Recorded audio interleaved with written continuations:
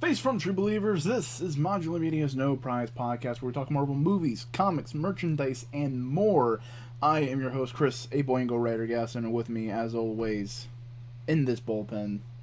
Representing the distinguished competition, the Vacuuminator is Hells here. Bells, we are back at it, my friend, to talk the illustrated word, the comics. Is that what we're here for? Yeah. Really? Because we advertise this show based on streaming shows. It's almost as if they're based off of something. Are they? Yeah. Drippy, Hope Van Dyne isn't in anything we watched this week. I'm sorry. Where did he return? Where did he confirm that, Drake? I want to source this here. If it's not on Marvel.com, Marvel Twitter, or Kevin Feige's personal Twitter, or words coming straight out of his mouth in an interview, everything is hearsay. Mm-hmm. Believe me, this week's Hawkeye, and we'll get into it. This week's Hawkeye gave me hope for some things. Oh, yeah. But I don't believe it until I see it. Yep. Proof is in the pudding.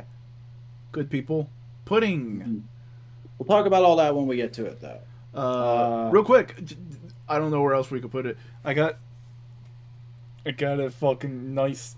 People might have noticed I have comics as my backdrop because I think they look cool. I hang them up with the bag and board.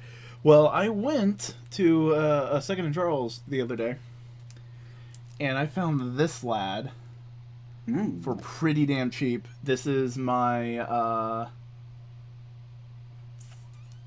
favorite comic book artist, Mike Allred, and this is an X-Men book he drew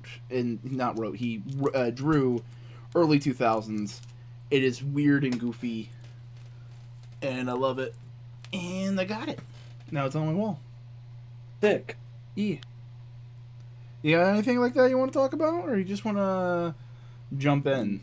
I mean, obvious elephants in the room. I'm the reason we were off last week. I would apologize for that, but I would assume that anybody who needs to know has seen via my Twitter why I'm gone, and I don't think that's something I need to apologize for. No apologies. But as far as like new merchandise and whatever that has come into our possession, redid my action figure display the week before. I spent like the last couple weeks leading up to what would have been last week's show, redoing the whole display and like culling the collection down. And so the Marvel Legends display, which is the top shelf right there where my finger's at, is new and resplendent, and I've opened quite a bit of stuff since then. MODOK, bunch of AIM troopers, solid stuff. Finally opened my first MAFEX, the Gwenpool they did way back when I got my hands on. Way better figure than I was expecting. Really solid piece. Made me decide to go ahead and get rid of my Marvel Legends one. But overall, the standout piece out of the stuff I opened has to be the Zenmu Wave Red Skull. That new body is just so robust for posing, comes with the perfect amount of accessories, and it's a character I've wanted for a very long time. Definitely going to have to get a spot in my top 10 of the year somewhere. Okay. Aki came in with the semi-source. No actual, not the actual link to the interview, which is understandable. I'm not asking. I'm gonna look for it then, but apparently quoted as such in an interview. If you were to see Daredevil in upcoming things, Charlie Cox, yes, would be the actor playing Daredevil. Were we see that, how we see that, and when we see that remains to be seen. So basically, if we do Daredevil, yeah, it's going to be Charlie, but there's no verbal plans that we are going to say right now we are doing Daredevil stuff. Mm. You know. But I think it's getting time. Are you ready to talk about some Hawkeye? I am very ready to talk about Hawkeye. This has been probably my most anticipated Disney Plus series because I've long time been a fan of Hawkeye, both in the MCU and in comics. I just naturally gravitated towards him when I started getting into Marvel because Green Arrow is one of my favorite superheroes. Um, and Yeah, Hawkeye's completely different than Green Arrow. No, but like he is an interesting character in his own right, and the run that this show is actually based off of, the first run that really brings together Kate and Clint and establishes that yes, they're both Hawkeye. It doesn't matter. Hawkeye by Matt Fraction and David Aja was kicking off just as I was getting into current comics for the first time, and it's up there as like one of those big landmark critically acclaimed runs that I'm personally nostalgic for because of that. It's up there with like Mark Waid's Daredevil and New 52 Supergirl, although that's not critically acclaimed. I just happen to think it's ridiculously good for what it is. Yeah. I in that same regard, I'd say like Immortal Hulk by Mhm. Ewing. Although that's like a fairly recent thing. What's something that was going on like right when you were getting into comics that's well remembered? So okay, well remembered. Hmm. Remembered is the key part of this, not well remembered. Because Oh yeah, you're a Clone Saga kid, aren't you? no. You want to know what the first comic I really picked up and kind of read was? What? It was one of the issues of One More Day. See, that's funny because my first Spider-Man comic is One Moment in Time. Yeah, the first issue of that was on stands. The first three single issues of comics I picked up was an issue of the Star Wars: The Clone Wars tie-in series. I picked that up at a Borders back when Borders bookstores were a thing. They carried current comics towards the end of their life. And then I went back to that same Borders like the next month or a few months later, and I got the first issue of Omit and a random issue of Jeff Johns' Green Lantern that had just come out. I think it's like pre-New 52, but post-Blackest Night. I remember it's Hal going to retrieve Larfleeze from a junkyard, and they get attacked by Hector Hammond. I don't have the issue anymore though, so I can't exactly remember the plot. Yeah, no. See, I picked it out of the school library. They had a couple floppies, and I was just like, "Oh, what, Spider Man? I like Spider Man." What? Okay. Yeah. I think it was when Peter had donned the black. I think it might have been the issue black suit fighting Kingpin, going like, "Do not fuck with me." Well, we're fairly off topic now, so to get back into it, I was looking forward to this show quite a bit since its announcement, since we found out about the fact that it was going to be the introduction of Kate Bishop into the MCU, because I really like Kate Bishop. I've read every Hawkeye series since Fraction and Aja because of how much I like Clint and Kate.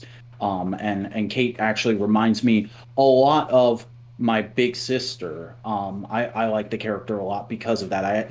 My big sister's voice is actually the voice I hear in my head when I read that character, which is why I was pretty apprehensive when I heard they cast Haley Steinfeld, because I like Haley Steinfeld, but I didn't know if she was the right choice for the role. And it definitely took me the whole first two episodes, but I am okay with the casting now. And that's kind of the story with this show overall for me is it takes a minute to get into, but once I get into it, I'm like, all right, this is a vibe. I like this. I think it's just a big part of it is like Matt Fraction's run was super predicated on Hawkeye's a bit of a fuck up, Uh-huh. and this Hawkeye's not a fuck up. No, he's just a tired old man who just wants to be a dad. And the way I kind of felt like they interpreted it was everything in his life is fucking up, and Kate Bishop is the fuck up. Mm-hmm. Like, this Kate and comic Hawkeye would probably get along a lot better because they are very like same vibe. Like, Yeah, because Comic Kate's much more of like a pseudo perfectionist free spirit.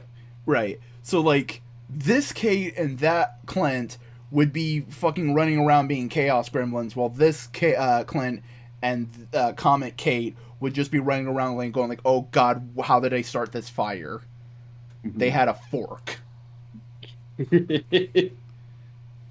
uh, But yeah, it's been a very solid show so far. There's been ebbs and flows. Like as hype as I was for it after the trailer, Rogers the musical didn't turn out to be all that enthralling of a concept. It just feels like a slight bit of world building.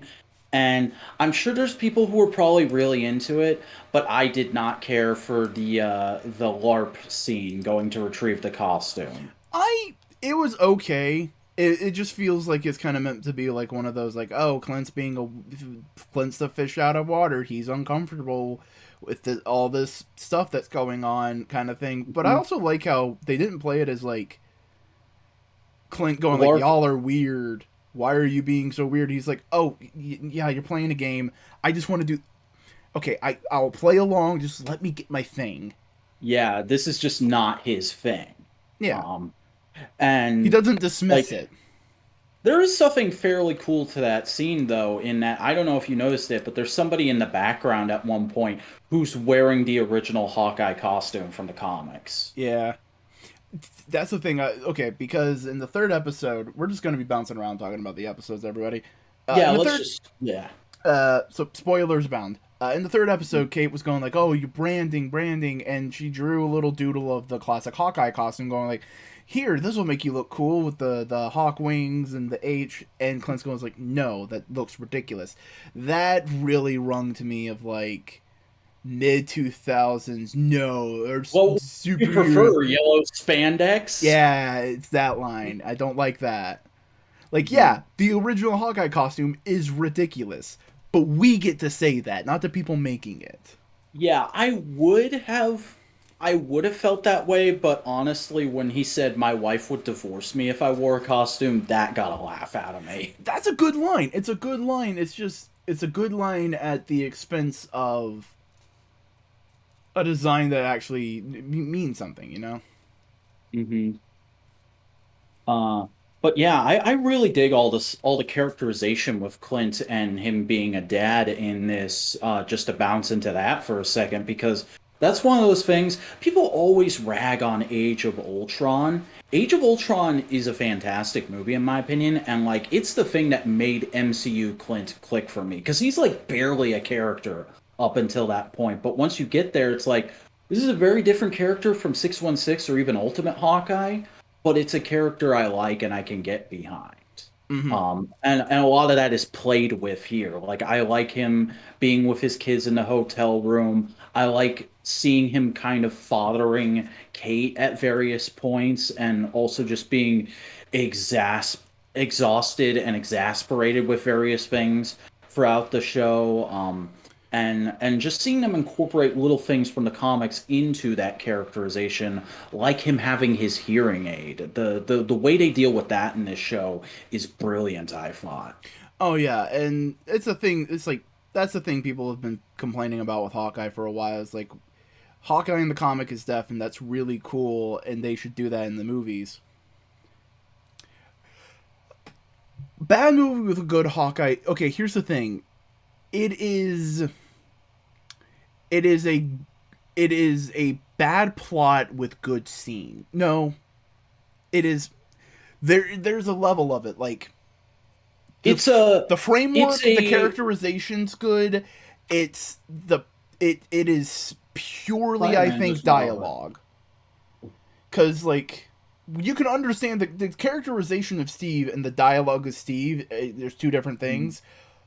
The characterization of Steve that was brought forth, the physicality, great. That same with most of the actors in that regard. The writing suffers a lot because it's I'll give you Whedonisms. I'll give you that the plot and the story is fairly weak, but I would disagree when it comes to character writing. A lot of my favorite things about that movie is certain speeches and certain lines that are said. Like you can you can say like yes, Ultron is just a massive mouthpiece for certain ideas about nihilism that Whedon wants to get across, but I found that stuff highly fascinating in the theater and still did upon my most recent rewatch. And here's a big question about the characterization of Ultron. What is his character in the comics other than humanity sucks, fuck y'all? Hmm. Like, you know, it's Yeah. fine. There is more bad in that movie than the other Avengers movies, but the good is still good. Mhm. I mean, you can't tell me that frickin' the introduction of Claw and the Hulkbuster fight aren't two of the coolest things in the MCU at that point. Here's the way I think about it: Avengers is a diamond with a little bit of rough on the outside. It's not perfect. The last two Avengers movies are pretty like they're clean, they're perfect, they're good. That one is a diamond with a lot more dirt and rock on it, and it's not polished. It's there. The kernel of ideas. Here's the thing: they just did the daddy issues with Tony Stark. Yeah, Tony Hawk made fucking Ultron in the MCU. Dad, get off the half pipe. Come join me. Oh, well, but sorry, I got distracted for a minute there. Buster found the article Aki was quoting and posted it in the chat. Oh, okay. In our chat or in their Discord chat? In our Discord chat that we're using to broadcast the show right now. Okay, cool. I just so you know, I can't get there because if I did, Vac's video feed would disappear. So, Yeah, I'm looking at it. The quote is basically the same. all right, I stand corrected. Cool. If they do it, they'll do it. But that's the big thing is like, do they have the plans to do it? Because I don't think Kevin Feige would go like, yeah, we're gonna make a Daredevil movie. Tony Tony Hawk wanted to make the best skater, but Ultron had different plans. He wanted to snowboard. What is this meme? I didn't ask for this meme. Tony Hawk didn't ask for these memes either. But back to Hawkeye. Uh, so let's talk about Kate a little bit because we've been talking an awful lot about Clint. That opening scene, man, I think that was one of the most interesting playing arounds with the timeline we've seen so far. The farther into the MCU we get, the more rich some of the past movies get Mhm. in detail Because, and like, everything. somebody on Reddit pointed out that little bit where she actually sees Clint in Avengers 2012. That's a sad music, scary moment of like the Avengers losing, but Kate seeing it during this like huge crisis moment in her life, and we get this big inspirational, uplifting moment, and that's like the whole impetus for her character. I think it's Yeah. really neat that they play with things like that. And also you got a cameo. What are you talking about? There's a Baja shark in her bedroom Oh when she's yeah, a little yeah, yeah. girl. Oh yeah. Because I play Lawrence the Shark in the Vacaverse. Hmm. Who may or may not be getting a return at some point in the not too distant future. But Well, that's son, besides the point. hey, boy, But the, by God. um, Daredevil just making cameos from now on is fine, honestly, as long as some of those cameos involve him wearing the suit, Buster. Yeah, I can see in like Moon Knight suiting up and having a fight. Hmm. Oh, do the same thing they did with Punisher in the Daredevil show, have him show up for like an episode or two. Yeah, finally the best Vacaverse character. Also that opening sequence, my God, what a brilliant interpretation of David Aja's art style from the comic. Too And bad his name's not fucking in it. yeah, I hope he got money in some way for that because Jesus.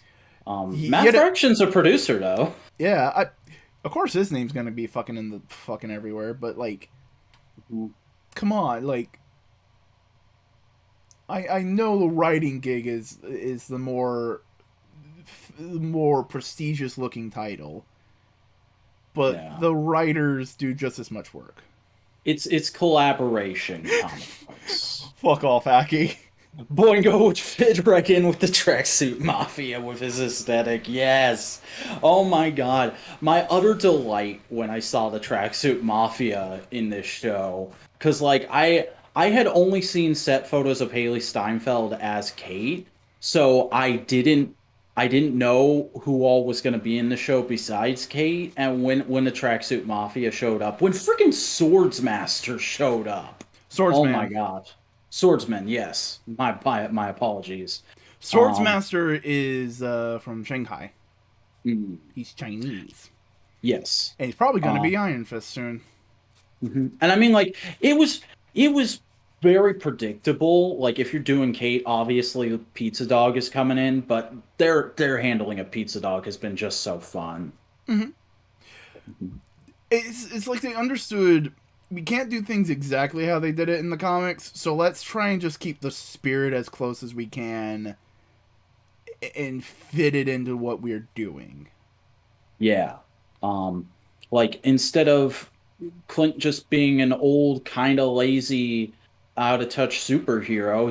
He's an old, high-strung dad who's very kind of fed up with the world and not getting exactly the appreciation he deserves. And yet then when it's there right in front of him, he has a hard time kind of accepting it in the form of Kate. But it's also Um, like it's not just necessarily accepting it, it's also going like, "Yo, I have seen some shit, kid. You don't want this." mhm. I have seen Like my best friend die in order for us to save the world. This life ain't glamorous. Like I love how there's that scene as he's getting out of Rogers and like you see there's written in Sharpie on the sink Thanos was right, which wow, can't believe that meme became canon. Um and then there's the guy asking for the selfie and I think Oh. it's either at that point or it's when he sees the suit on TV that he's like I fought Thanos for this shit. And then he bumps into Kate and she's asking him all these questions about being a superhero and he's like would, would you just calm down, could you please just go back to being a kid, that would be the best possible thing for you. And she can't help but be a fangirl. It's almost adorable. And I like how ultimately the Clint kind of doesn't live up to her expectations, but she's Hmm. not mad at him for it. Yeah. She like still's like looking up to him, but it's like, all right, right, you're a real human person, not just my fictional idea of like a hero. Yeah, Buster, that's a real thing in the show because Yeah, Buster's asking if that meme is real. There's a real scene, one of the first scenes in the show. Clint gets up to use the bathroom when he's at Rogers the Musical, and he comes out from using the toilet, and on the sink in Sharpie is written Thanos was right. And he just makes a face like, God damn it. I mean, people say that kind of shit all the time. That's a thing people say. They Mhm. agree with fascistic dickheads and go like, you know what, they didn't go hard enough. Hey, we've heard it before. Hitler got some things right, except he definitely didn't. No, he was a massive idiot, and even the people who say like, yeah, but he was good at war are lying. He wasn't. He was shit. All of the Nazis were shit at tactics. Uh, Same but thing with same thing with the Confederacy. They were also shit. mhm. Not even like, oh, shitty people. Like, no, they were just horrible mismanagement. Everything. They were idiots. Drippy with the controversial take of the night. Genocide bad, actually. Yeah, fucking fucking novel ass concept. But no, I really enjoyed that. And then just like in the most recent episode this week, basically taking the pilot and kind of playing it on its head of doing uh Kate's introduction, but for a villain character with Echo. Mm-hmm. I really dug that because Echo was a character I was totally unfamiliar with. You remember, I think it happened on this show. I was totally thrown for a loop when they announced she's getting a Disney Plus show. I was like, who the fuck is Echo? And since then, when she popped up in this show, I actually went and researched the character, and now I'm kind of hyped to see what they do with her because this first episode with her was a lot of fun and really interesting. Was I mistaken? Is she Native American? Oh, now I have to remember. What I'm trying to remember if the this may just be my dumb brain preconceived notion I mean, stereotyping. in the show, she definitely is. Yeah, but yeah, I don't. That's know what I was about in talking the about. I was comics. talking about the show. That's what I was. Yeah. I think that might be the first major character in the MCU to be indigenous. Hmm. And it's also another another She is cool. bit of another bit of representation there with her being even more in the hard of hearing spectrum of just being full on. No, I Legally sign. deaf. I don't give a crap about the hearing aids. I think those make you weak. Yeah. And realistically, I think that's going to be a thing of. It's probably the Buster. It's probably the same length as the other Disney Plus shows, so like 6 or 8 episodes. Yeah, one of those two. Hmm. But I thought it was cool. I like how they how she didn't have super fucking prostheses. She just had like a straight up like regular prosthetic leg. No, she's just very good at what she does, which is perfect for street level characters to be countered with another person who's very good at hand to hand combat and doesn't have a lot of like superpowers that can overwhelm them. Like that's another thing that draws me to Hawkeye. I'm just much more of a street level guy than anything else when it comes to superheroes. Yeah, and then you have me coming in and go like, "Yo, fucking Silver Surfer." He goes around Yeah. on the surfboard and he goes Billy and he does shit, mate. I just went full dank pots there. Yeah, but like Hawkeye's got arrows. And arrows are neat. Oh my god.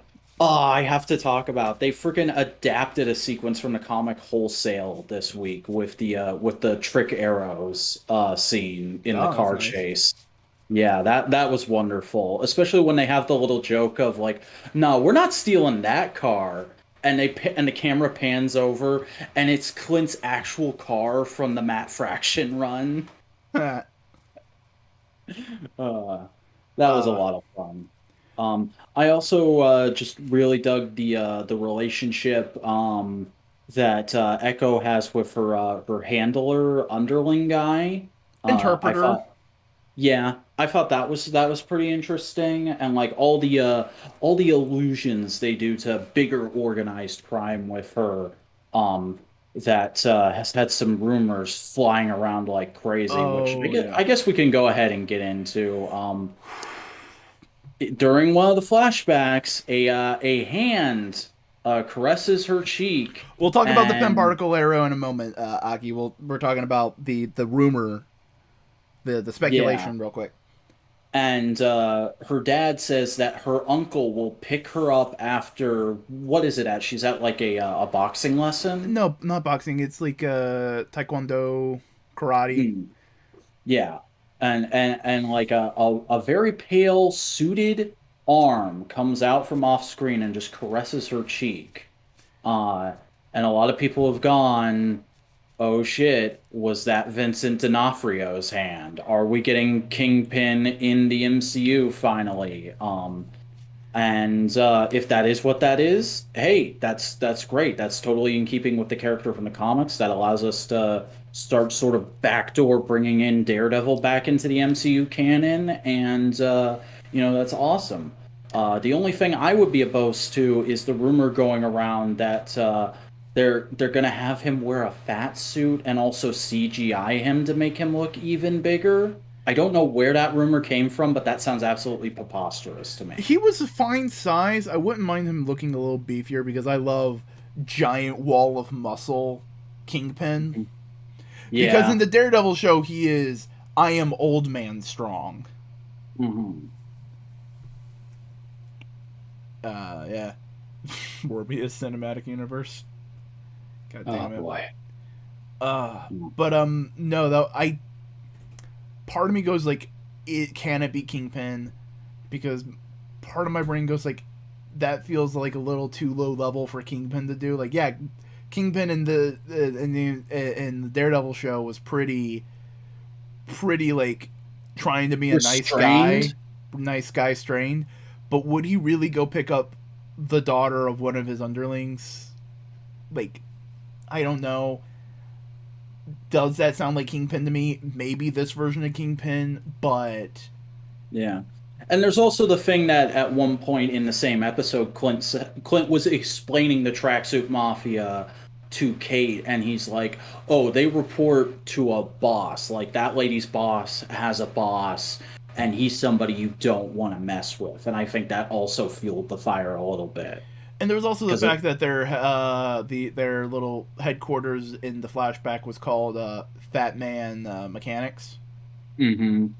And just like the idea of like, okay, who's somebody in the criminal underworld who's so big and scary that even um Clint as Ronin wouldn't want to mess with.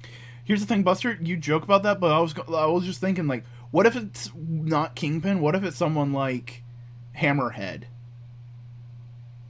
Hmm.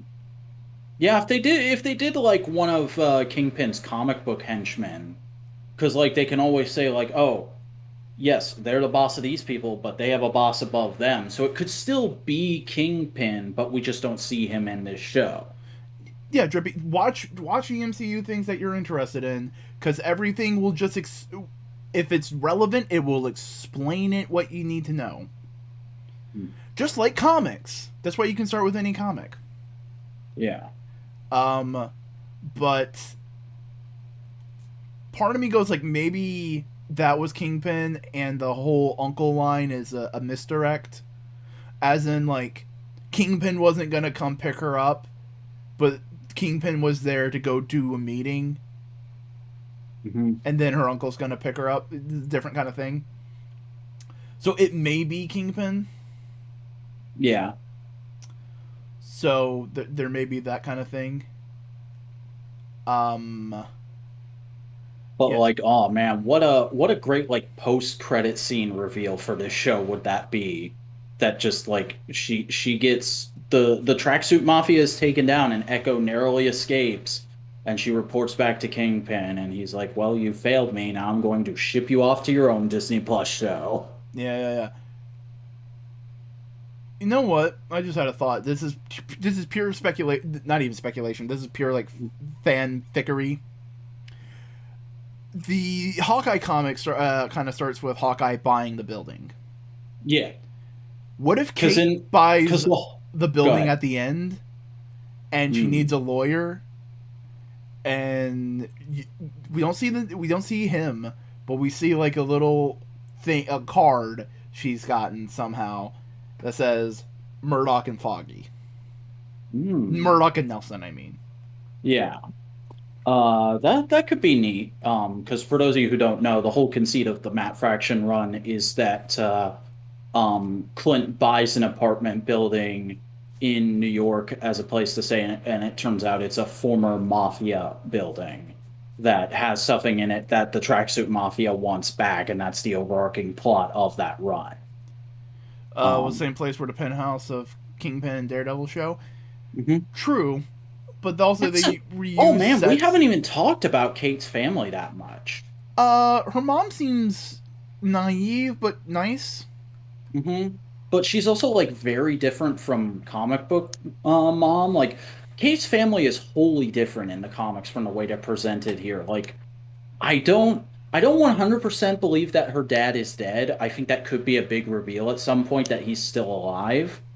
Um, but in the comics, Kate's dad is like one of her arch villains. He's a big like organized crime boss, hiding it behind a legitimate business. Uh, and she thought her mom was dead for a very long time until a recent West Coast Avengers run where she found out her mom's alive and is a vampire. Uh, All right. yeah, I mean, Blade yeah. is coming up. and she also has a sister in the comics who has often been like a an underling of her dad. Mm. Hey, Drippy, it's fine that like you don't want to watch anything after Endgame as long as you don't go like it's all bullshit, you know. Mm-hmm. That's It's how I felt for a time, Drippy. Then I got bored. and then like one thing makes you interested, and you go like, I will watch that one thing, and if you get more Yeah, that's interested, right. She did kill the dad in the comics, didn't she, Aki? yeah. But do you think maybe they're gonna transpose some of that dad energy to Jacques Descartes? I think that's definitely the direction they're going, especially with that fencing sequence that gave me like flashbacks to frickin' oh god, what's the name of it? The Lindsay Lohan to playing Twin Sisters movie. Parent Parent Trap. Trap. Parent Trap. There's an extended fencing sequence in Parent Trap. It gave me flashbacks to that. That next hit new light novel, My Mom is Alive and a Vampire. Also not my mom, stepmom. Remember, it's a Japanese light novel, so Don't blame me. Kelly Thompson wrote that shit. uh, good on you, Drippy. But no, I'm really digging this show so far, and I'm interested to see where it goes. Because hey, big thing. Aki just fucking hit a goddamn me button. In the Jesus, comics, Aki. Swordsman does get with Mantis and makes a little plant baby who eventually comes back in the recent event series Empire. This is why I hate cosmic shit. No, this is why you love cosmic shit. Mm-hmm. Because they'll just Well, go anyway. like, oh, hey, by the way, this guy, Pip the Troll, is very important. No, I'm hyped for Pip the Troll, but like, Oh, yeah. shut the fuck up. I'm trying to make a point here. Yelena Bolvanoff still hasn't shown up. We're halfway through the show and we haven't seen her yet. And that was the big end credits thing for Black Widow, is she's going to be in Hawkeye. So I'm wondering what they're doing with that. Oh, yeah. Multiple empires, but this is a different empire because it's spelled differently. It's spelled Empyre, as in like pyre, like a fire pyre, because they're gonna burn Earth to the ground. Because metaphor. It was Marvel's most okay event. Yeah, at least it did give us Plants vs Zombies versus X-Men.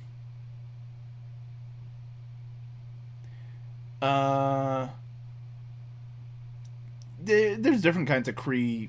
There's multiple Kree factions. There's the Kree Skrull Run, and then there is the Marvel Boy Kree faction.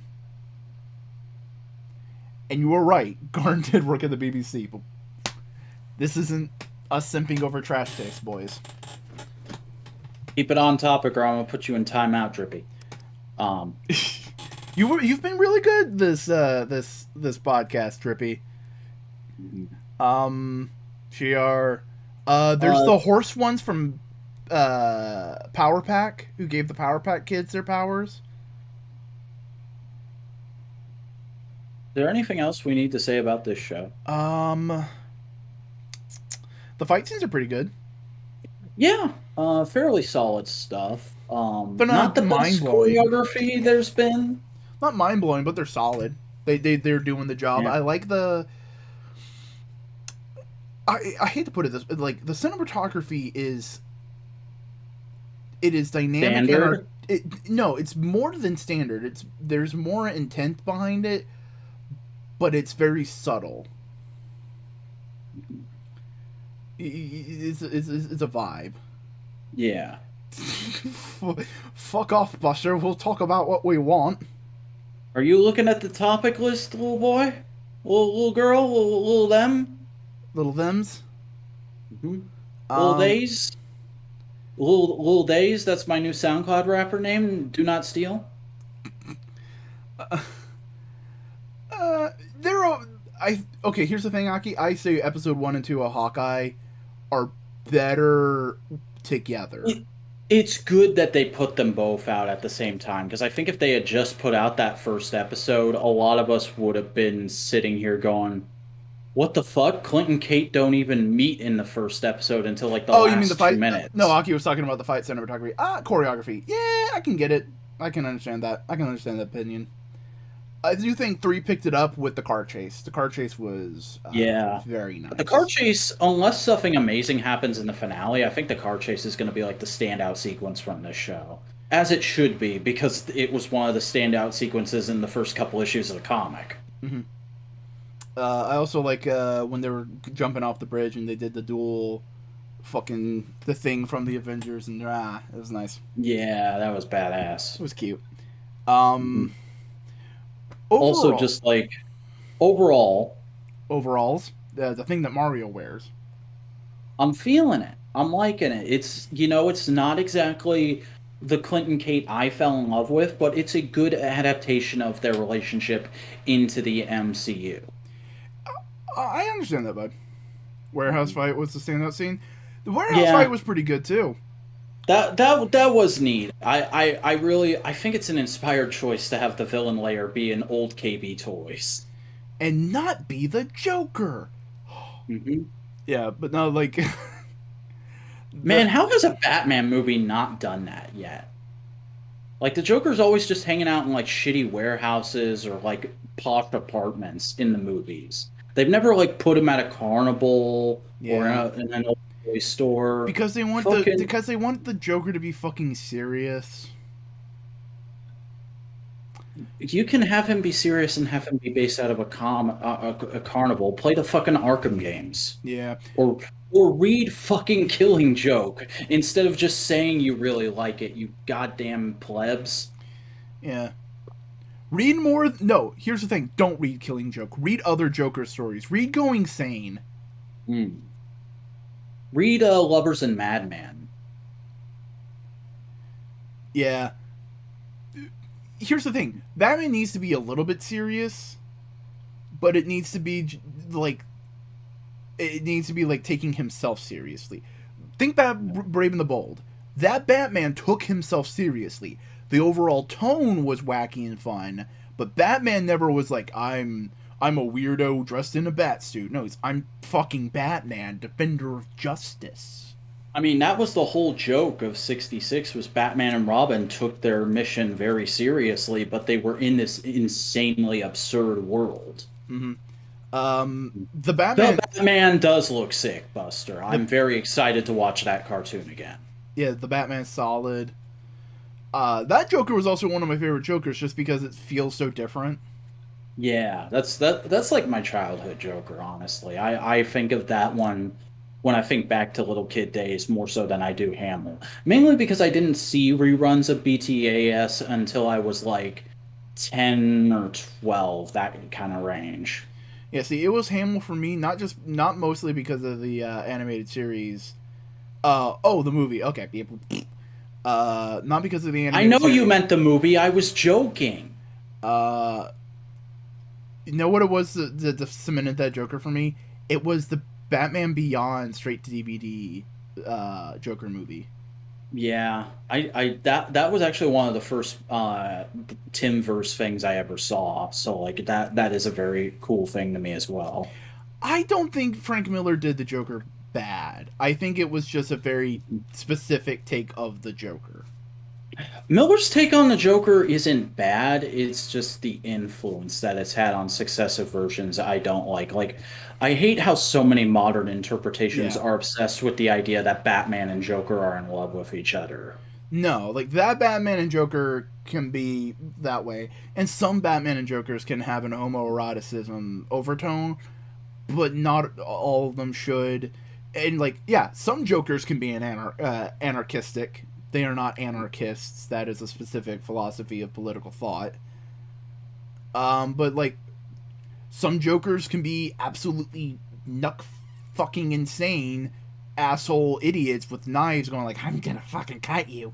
And some Jokers fucking work with Iran in the 80s to kill fucking Jason Todd. Yeah. Like, There's Joker can be cognizant and competent. Joker, much like Batman, is on a spectrum. Yeah. And it's just we get too much of Anyway, one kind of Joker for a long time, and it gets boring. But in the meantime, we're going to talk about something that's not boring. stuffing that Buster asked for like 10 minutes ago. We got a fucking surprise teaser for Spider-Man Across the Spider-Verse.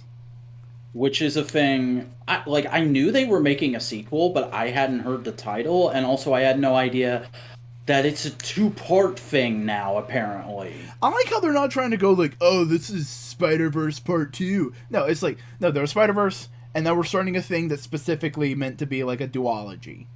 Hmm. This is across the Spider-Verse. We've gone into the Spider-Verse, now we gotta get across it. And maybe we'll do a fourth movie called Getting Out of the Spider-Verse. Uh, and Morlun shows up with Yo on Morlun. Hmm. That's the thing is like people have been theorizing like you don't really know what the plot is based off of this movie because it's basically just like a 2-minute scene with Miles and Gwen and then a short sequence of Miles going across a couple different universes and getting tackled by 2099. So Miguel O'Hara. we have no idea what the plot is yet. And like my thing is, I think it's either going to be a fetch quest or maybe they're actually adapting the Spider-Verse comic plot. Hopefully not as gruesomely, but like they're either trying to chase Morlun and his family across the multiverse, or they are being chased by Morlun and his family across the multiverse. I don't think they're going to do Morlun because he's already a controversial spider baddie in the first place. He ain't popular. I like the dude because I'm a fucking weirdo. I think it's a cool concept. Like I'm one of those people who like I don't love Morlun, but I also don't hate him. I can be fine with him being important. I can be fine with him not being important. I'm also one of those weirdos who goes like, "Yo, it's perfectly fine for Spider-Man to be a totem dude." Hmm. It's Especially not. because in that first story, Spider-Man himself is like, I don't give a shit. I'm just trying to be a superhero. Because here's the thing: I've always had the opinion of like, yeah, he's a totem guy, but like he's a totem because he became Spider-Man, not because he's not. He wasn't meant to be the totem. He only became the totem because he became Spider-Man. Hmm. I don't think it'd be okay. Here's the thing: if it's going to be an evil Miles, it should not be evil Miles. It should be evil comic book style 616 Miles. Because do you know they actually adapted that story? They did this, not adapted. They told that story because at the end of Spider-Man's, the crossover between Spider-Man. Spider-Man. You're correct. I was wrong. Peter Googles, oh, who's Miles Morales in this universe? And he goes like, oh, shocked. Okay, Miles Morales is an adult dude who was best friends with the Kingpin. That's it. That's kind of it. That's really... Well, that would work considering Kingpin was the big bad of the last movie. So if it's that Miles and they give him like some cool dope shit and you put in a bunch of evil Spider-Men as like his lackeys, that'd be fun. So throw in Lizard Peter from Gwen's universe. Isn't he already dead though, based on that flashback? Based on the flashback, yeah, but multiple universes. Yeah. Remember, anything can happen. Boom. Also, like, if we are doing Evil Miles, I'm not calling him Evil Miles. I'm not calling him Miles Morales. I'm calling him Nemesis Morales. Yeah. Yeah, 2099 is a badass fucking design, Drippy. Spider Octave, yeah. Ooh! Pietra Parker? Like a female Peter Parker who be, like, since this is gonna do, fucking Lady Doc Ock, why not do a Lady Superior Spider-Man? Yeah. Or just straight up bring in Superior Spider-Man. That'd be a cool bad guy for this movie. Yeah, but Spiders Man? Mm-hmm. Like I can just see the way they animate shit. Do Hockey, I appreciate the effort, but Nega Morales is a little too close to another word for me to be comfortable. ooh, ooh, oh fuck that. Nemesis. Yeah, Nemesis Morales. Um, but I Kilometer Morales. Yes, let's do it. kilometer. Um, but He's best friends with Killmonger but the and post Killgrave. but the poster did have our emissary of hell. Yeah, man, fucking. If they get Toei Spider Man in on this, that'll be like the biggest pop I ever have in a theater. Especially after watching that 616 documentary, which I finally watched the other week. I don't know if I'd ever talked about it on recording, but like Aki, the you weren't being 616 malicious with it. You weren't being malicious, so it's not a problem. Wasn't a real poster. Fuck. Buster, didn't you say though that there was like some kind of teaser photo that had the logo in it, or a teaser video? Well, let's only go with confirmation. Confirmed things what we saw in this bit. How do you feel about the new Miles suit?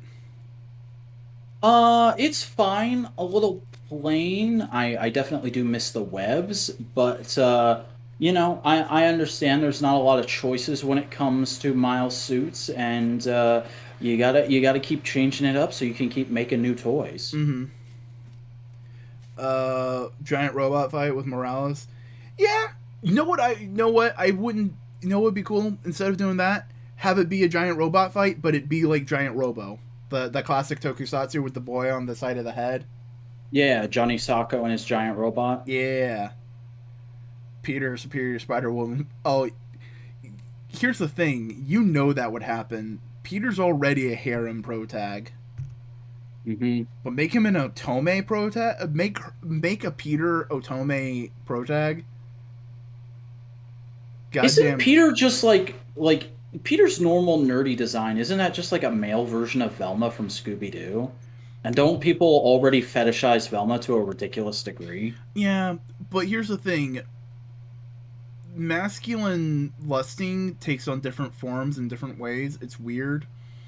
Because, like, you know the idea of, like, male on male, like, straight male gaze of women are hot and the men are fucking ripped because we want to be the men and we want to be fucking strong. Mm-hmm. And how feminine gaze on men looks completely different, like what women want to see in a dude. Yeah. Yeah. So who knows? I definitely do like that it seems like they've considerably aged up the characters. Like this is maybe 6 months to a year later, because Miles looks a little taller, his frame's a little more built out. Gwen's got slightly longer hair with the pink tips now. Yeah. Also, I like how they were like, okay, everybody liked how experimental we were with the 3D animation in the last one. All right. Full experiment. Let's go knuckin' futz. Let's go knuckin' futz, because look at this still. It's beautiful. As a bisexual person, you can't relate. I don't know. It's just more of like, when people go like, oh, look at Thor, how much they sexualize his body. It's like, yeah, to some extent they sexualize him, but it's also like, hey, dude, you want to be like fucking Thor, don't you? Yeah. Yeah.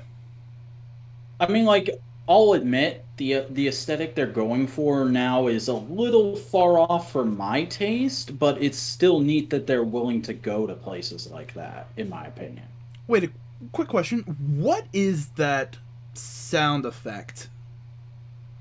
What sound effect? Okay, you see the frame, the frame that's Oh, up on the oh, coming out of his web shooter? Yeah. What is that symbol? Is that actually like letters from real world? Because I'm big dumb American. I don't quite recognize it. Is that actual language? I have no idea. Because if it's... It looks similar to Thai, but not exactly. Yeah, no, that's what I'm saying. Like, it looks sort of East Asian, Southeast Asian-y. I'm not quite sure. Uh, I'm not sure how to pronounce that, Aki, so I'm going to butcher it. Pre-warning. Devin Nagari. I think it's just, could it be a graffiti version of Devin Nagari? Could it be like a graffiti style font? Because like if because here's the thing, I know you're just raising your shoulders. One of the more famous and well known alternate reality Spider-Man is an Indian Spider-Man. Really? Yeah, yeah, yeah. I can't remember what his first name, but it is like Patal is his last name. I've not heard of this. Um, he was in Spider Verse, and like he had a really cool moment with Captain Britain Spider Man, where basically he's fucking depressed, existential crisis, and Captain Britain Spider Man walks up to him and goes like, "Hey, what's the problem?"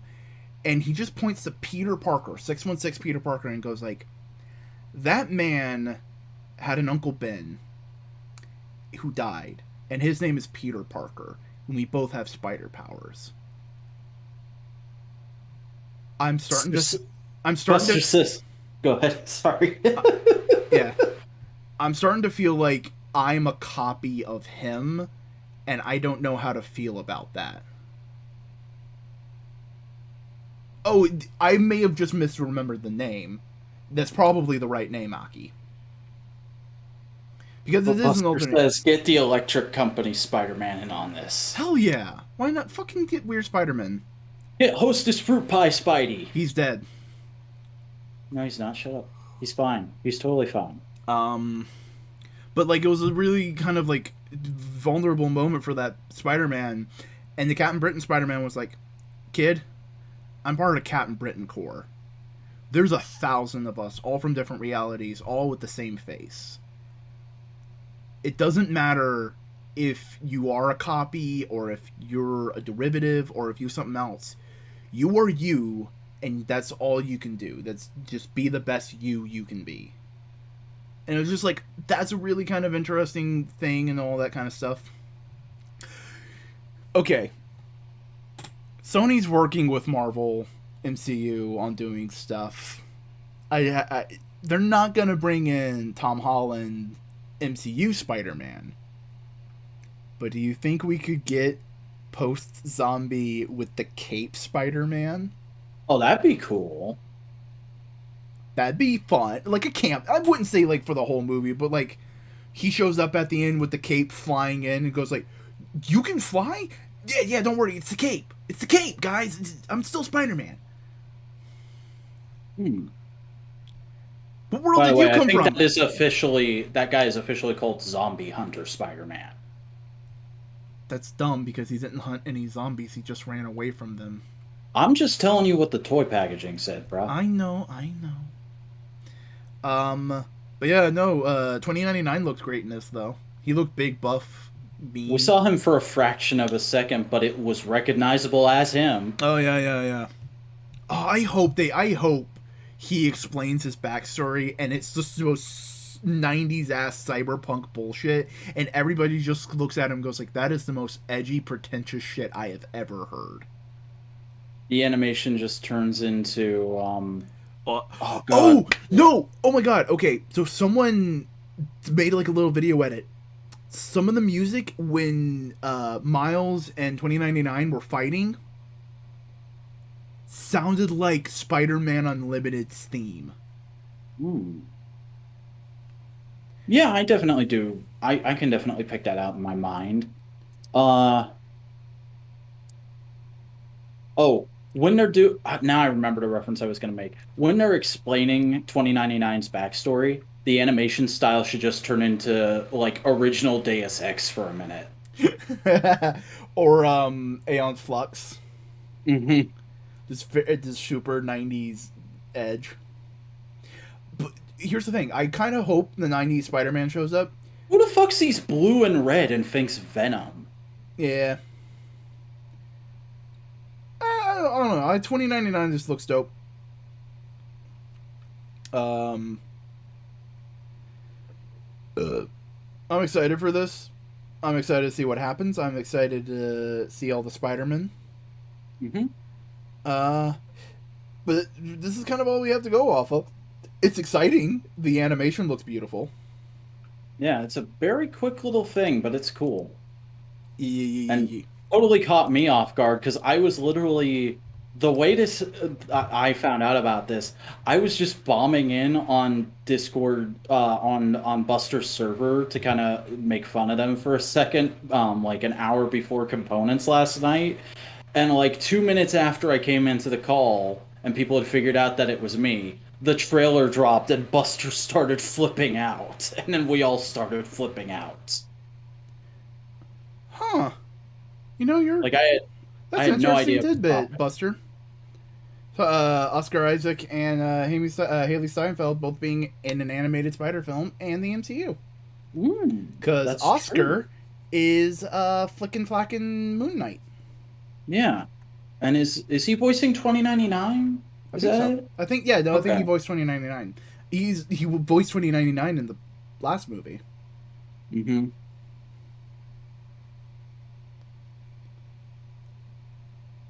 E. Yeah. It Um. looks like a movie.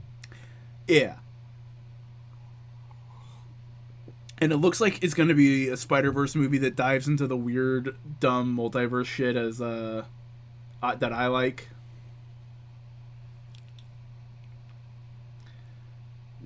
Nick Cage is. Oh, have you seen some of the fucking fan castings for Ghost Rider with Keanu Reeves? I've just seen that one poster that you posted. It's a good poster though. Come on, Keanu Reeves as fucking Ghost Rider. It's all right. I think he's a bit old to be playing such a significant character in the MCU. Okay, then he fucking Ant Man that shit. He's Johnny Blaze and he has a younger brother. All right. Yeah, fine. Who are you going to get to play Danny Ketch, though? Ooh, who do you get to play Danny Ketch? That's your homework for this week, kids. But in the meantime, we got some toy news and whatnot to talk about. First things first is DC Multiverse Gotham. Gothams. There's some Gothams from Star Wars into the DC multiverse. Here's the thing, Buster. I will say this about Robbie Reyes. Robbie Reyes really only works with Ghost Rider when there's other Ghost Riders for him to go like, I'm not a Ghost Rider. Mm-hmm. Also, like, I feel like we're not getting Robbie Reyes again, at least not right away after they screwed him up so heavily in Agents of S.H.I.E.L.D. Yeah, because that's the big thing about Robbie Reyes. He's not a Ghost Rider. He's a dude possessed by a thing and can kind of put on a Ghost Rider head, but he's not a spirit of vengeance. That's a very specific thing. Also, that's kind of like saying I'd rather have Kamen Rider Drive than Hongo Tekashi, in my opinion. Yeah.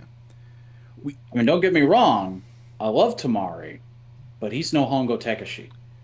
Yeah, plus, like, come on, just imagine the badass bike we can get. Oh. Imagine the toys, Buster. Imagine the toys. Toys. Ooh, yeah. Oh, yeah. Alright, fucking, speaking of toys, Multiverse, Gotham Knights official images from the video game. I'm still not feeling these designs a whole lot. I mean, like, they're not the worst designs for these characters I've ever seen, but they're very... A studio is aggressively trying to put their own spin on things. Fuck, Aki has a good pitch.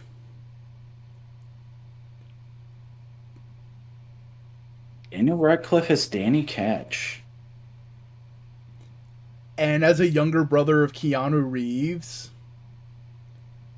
That could work. That fucking works.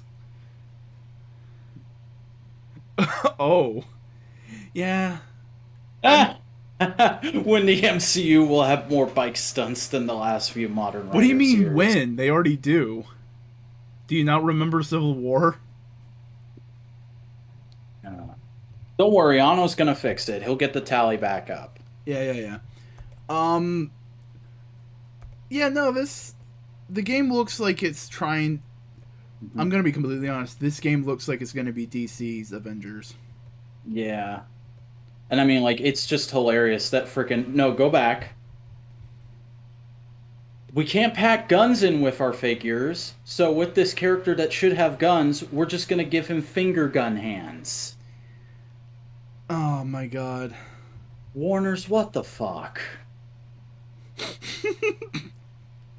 Because that's not Todd. That's fucking Warner's rule across things that have the DC license. When Disney's more okay with guns, you know you have a problem. Yeah.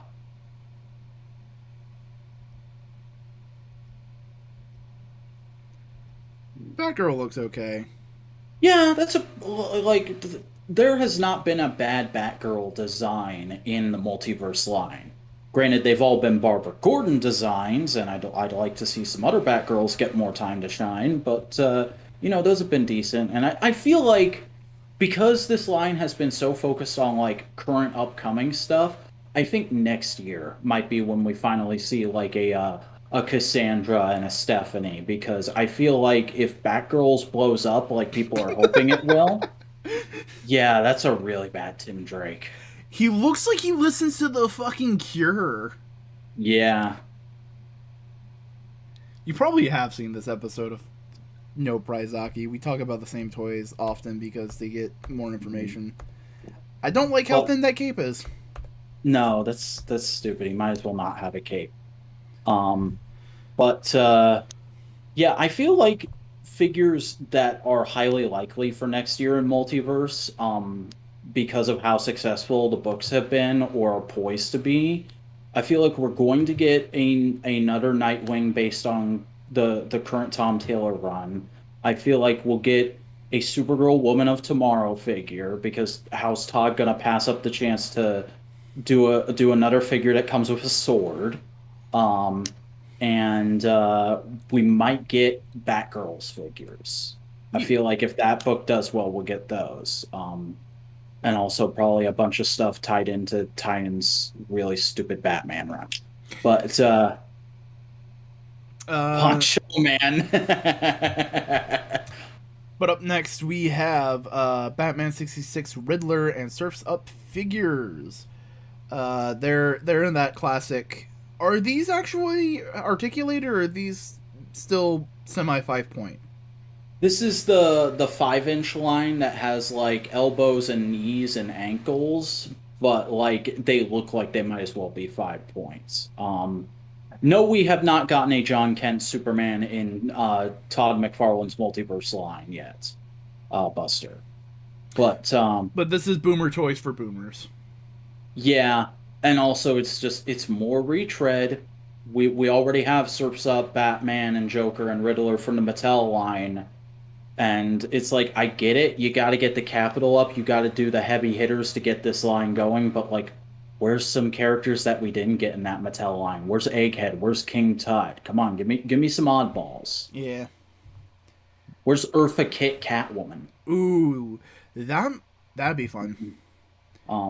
And Uh, actually, I should say, to my knowledge, Buster, the only figure of John Kent Superman that exists right now is the DC Collectibles DC Icons 2-pack of Superboy and Robin, which was based off of their appearance in Super Sons. And that's fairly expensive on eBay these days because yeah. it came out like a number of years ago and it was a line that was only sold at comic shops. But next up we have from Hiya Toys. We got some Dredd figures. Yeah, very, very cool. I've not heard of Hiya Toys before, but I dig their aesthetic. It's very true to the comics while also having this kind of Toy Biz Marvel Legends feel about it. I like the kind of lanky, odd proportions and almost like too obvious joints. It's very much like a throwback aesthetic that I'm in for. And I think it's cool that these are figures of 1/18th scale, which is 3 3/4 inch, but they've said that they're doing the same exact figures in 1/18th and 1/12th, which is 6 inch, my scale. Uh, So it's neat that they're kind of tackling both scales simultaneously, and we're getting modern figures of Judge Dredd that's accurate to the comic appearance. Yeah, yeah, yeah. Like, I need to, I really need to like get. I don't want to say caught up. I need to read more Dredd because I started from the very beginning of Judge Dredd. I just need to read some Dredd. Period. To date, my only real exposure to him is Comic Pop talking about him and the Carl Urban movie. The Batman crossovers are fine enough place to start. Mhm. That being said, I hope the next figure in this line is Judge Anderson. Because That'd it be makes cool. sense that they're doing Dredd himself and Death first, but like Anderson is the other big one that I'd say they should do. Anderson would be cool. The dude with the dial on his forehead would be fun. Yeah, that guy. I've seen pictures of that guy. Yeah, He looks like a Masters of the Universe character. I love him. it kind of is. Judge But no, Dredd is a lot sillier than you expect. There's like a space Texas. The moon is we'll be basically talking Texas. about current comics with drip and a little bit drippy. Don't worry. Oh yeah, Don't no. worry. There are some tasty ass covers and we're talking about, mate. But we got to blow through all this toy news first I because we're really like this fucking. Dredd. This death looks fucking amazing. Mhm. I love how like the bones look like they're hanging off him. Oh, it's beautiful. I love Death. Just Death. He looks so cool. Oh, Loki. Loki. For some reason, when I was opening all these things, just going through Dread, I just need to read more 2000 AD in general. Like I started Warlock, I got up to like the first major arc. No, I read the first major arc of Dread, and then I kind of dropped. So I just need to read more fucking 2000 AD. Because I also was gonna want to read. There was a video game made out of it. Rogue Trooper. They're blue.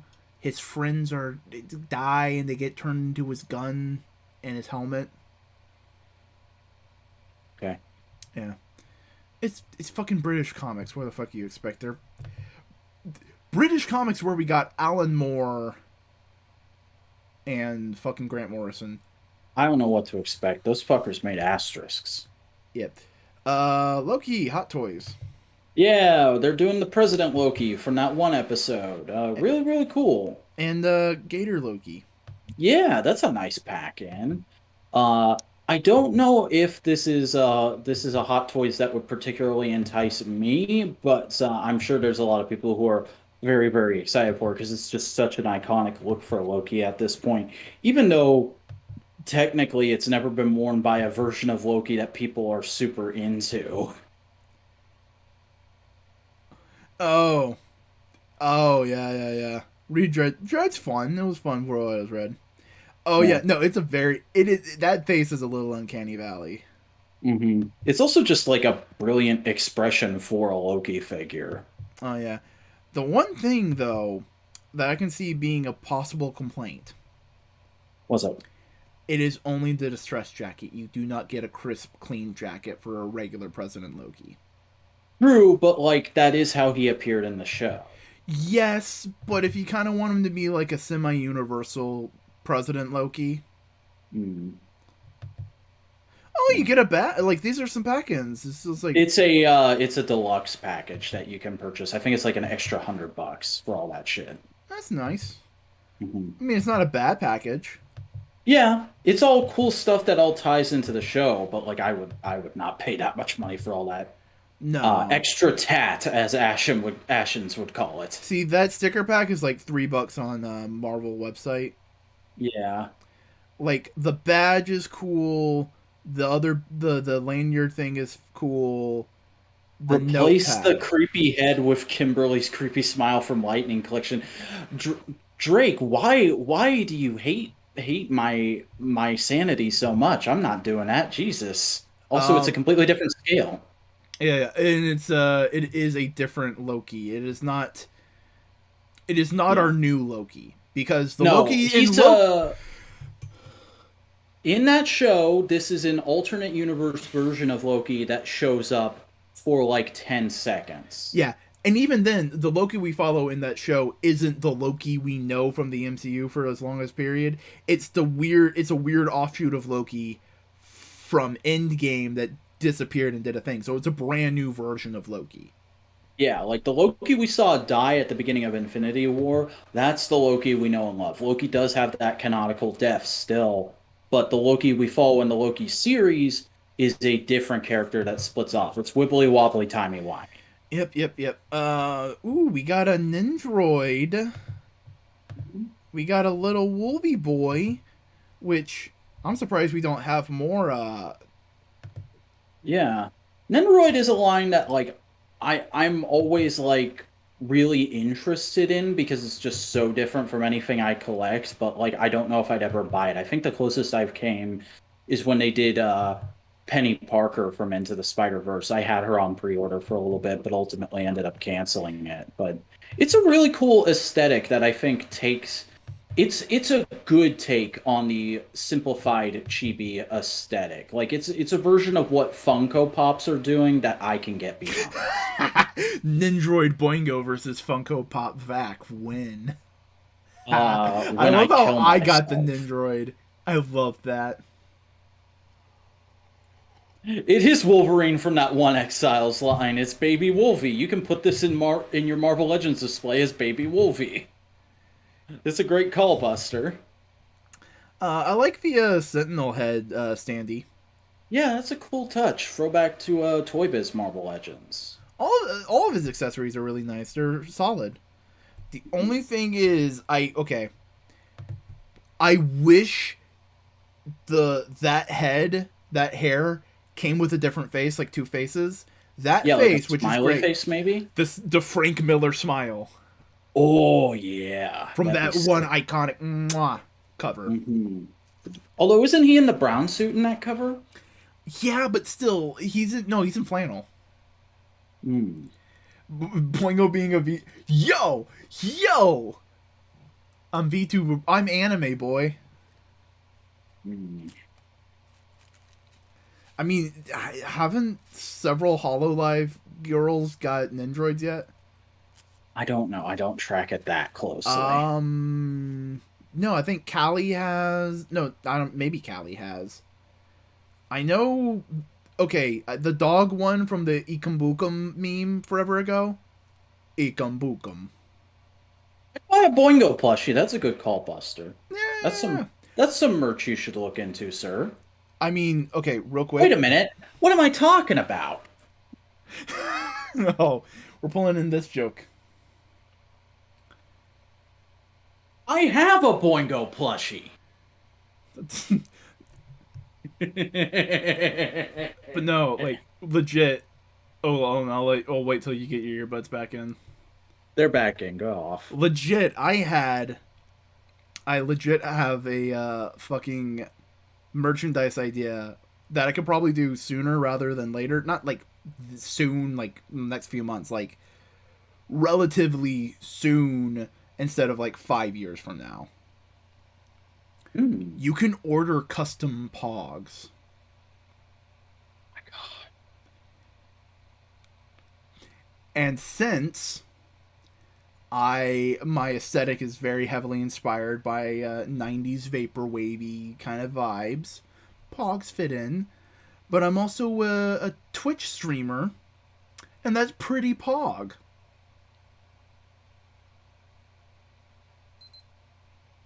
This is the life I chose. Come on! Like, fucking go, like, yo, pogs?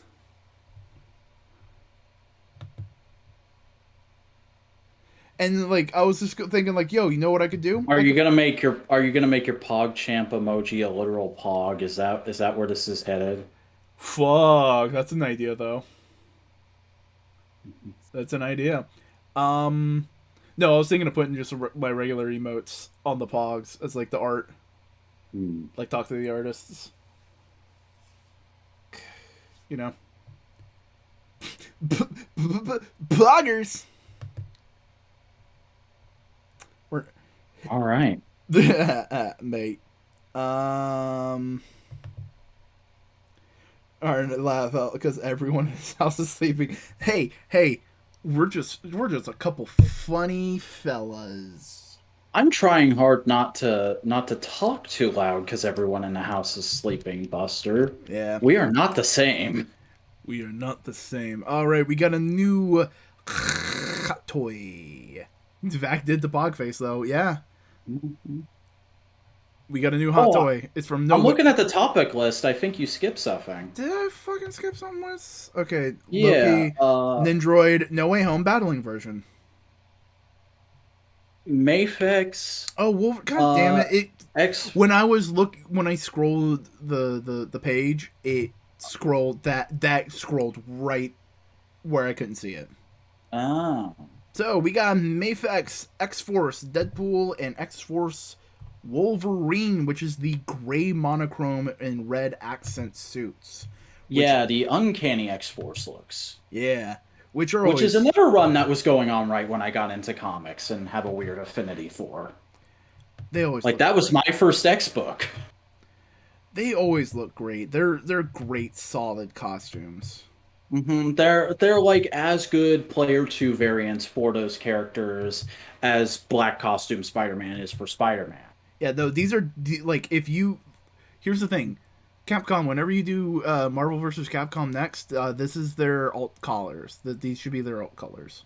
hmm Also, like these aren't just straight repaints because we have gotten Wolverine and Deadpool in these lines before. These are brand new sculpts meant to reflect the art seen in that comic. Yeah, yeah, Like yeah. that's how hard Mafex goes, and I always appreciate that.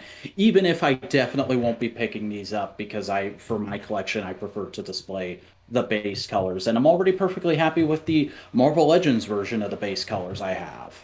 Yeah, if I had money, I'd probably get these because I love these fucking designs. They're gorgeous.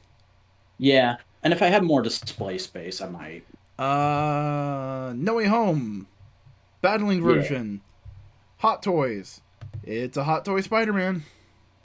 It sure does look like him. He sure does come with that box that seems important in the trailer. I do like this headpiece though.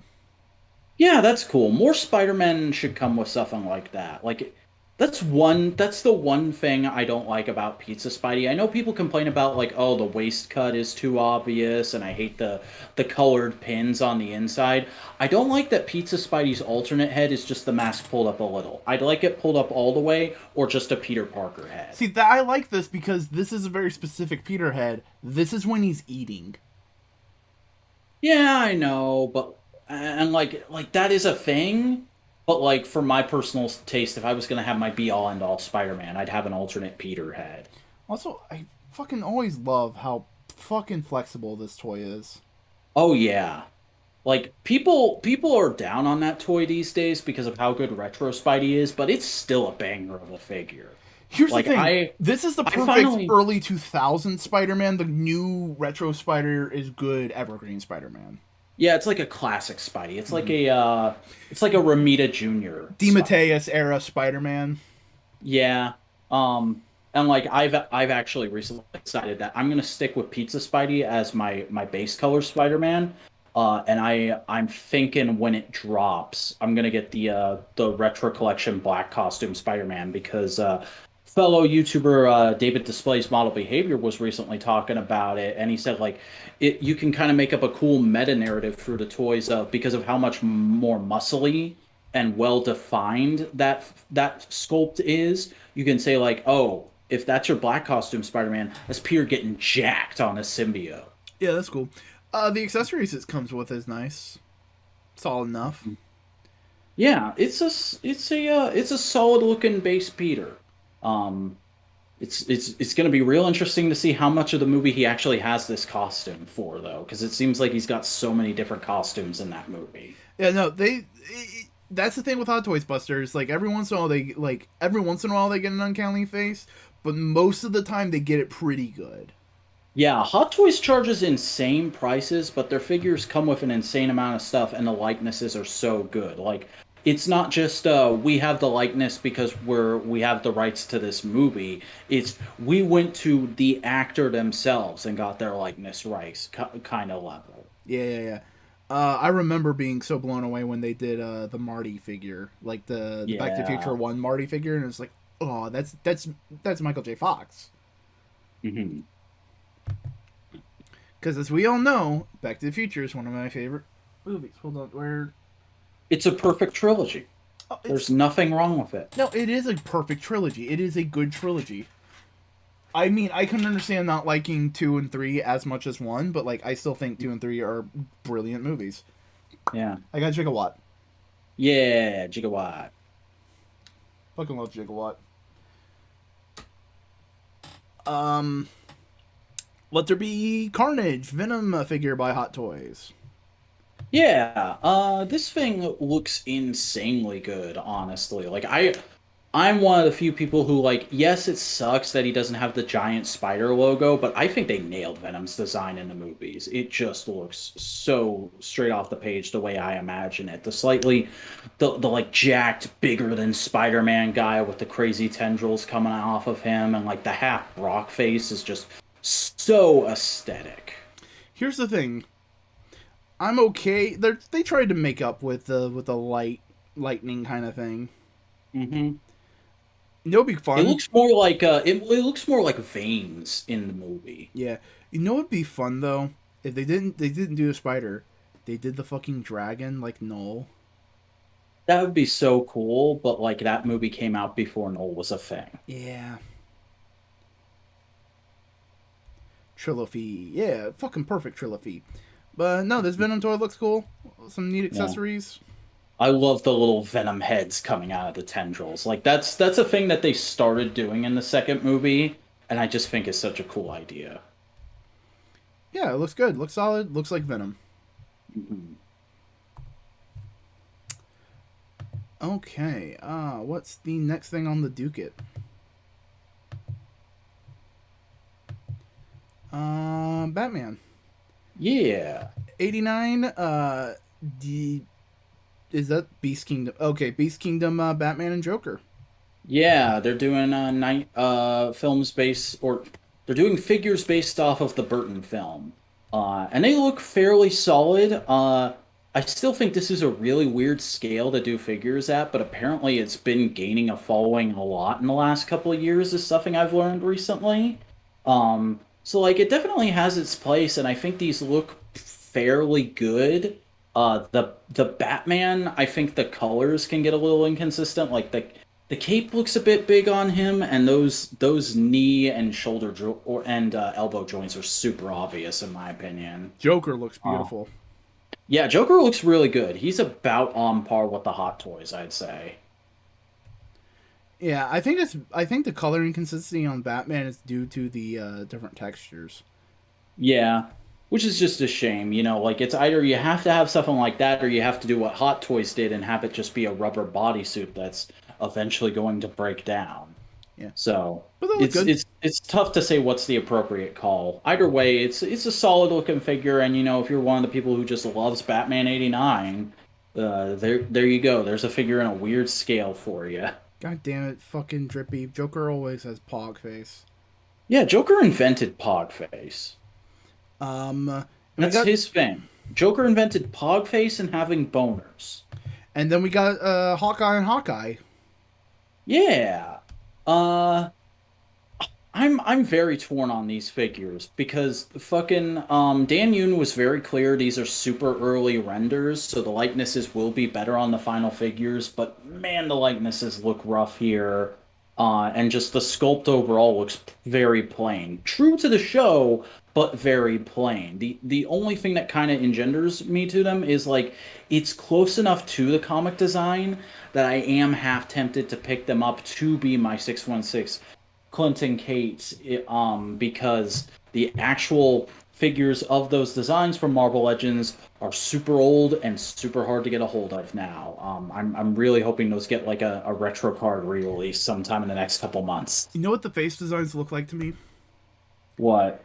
They look like What If, like how they What If drew the characters and then they turned them into toys. Ooh. Yeah, it does kind of look like that animation style. Ooh, Buster says they look like $10 figures as opposed to $20 figures. Yeah, I can see that. I mean, the money's probably there in the articulation. Like, you can definitely see a lot of jointage going on with these, but like, I don't know. And also, we have no idea how these are releasing. We don't know if this is in a regular wave, if there's another Disney Plus wave coming, or if this is just a two pack.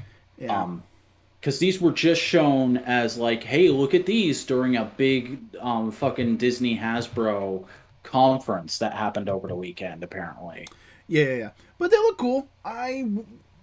They look like if you want the figures, you'll get the figures. Yeah. Here's hoping the show stays good so you have incentive to get the figures.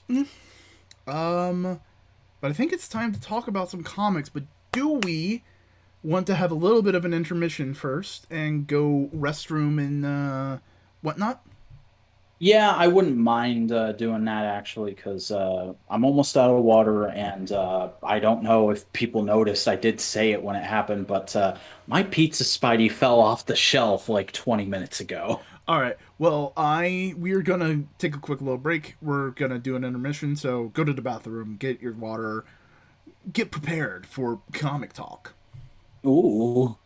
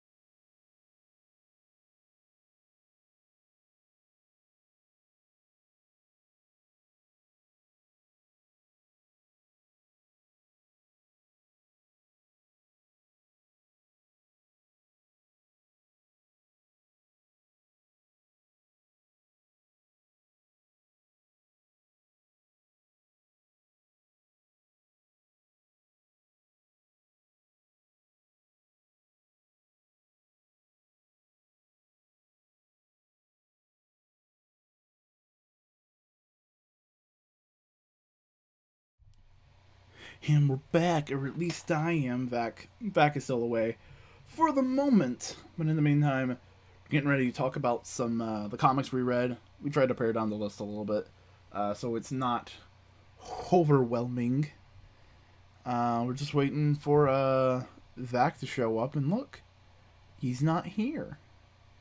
Ain't that something? Hope y'all doing good. Hope y'all have been enjoying the podcast, the conversation. Uh, yeah, not super ton of big interesting news to go over. It's just mostly kind of like the ongoing parade of release. We've been getting some variants for an upcoming X-Men thing, Destiny.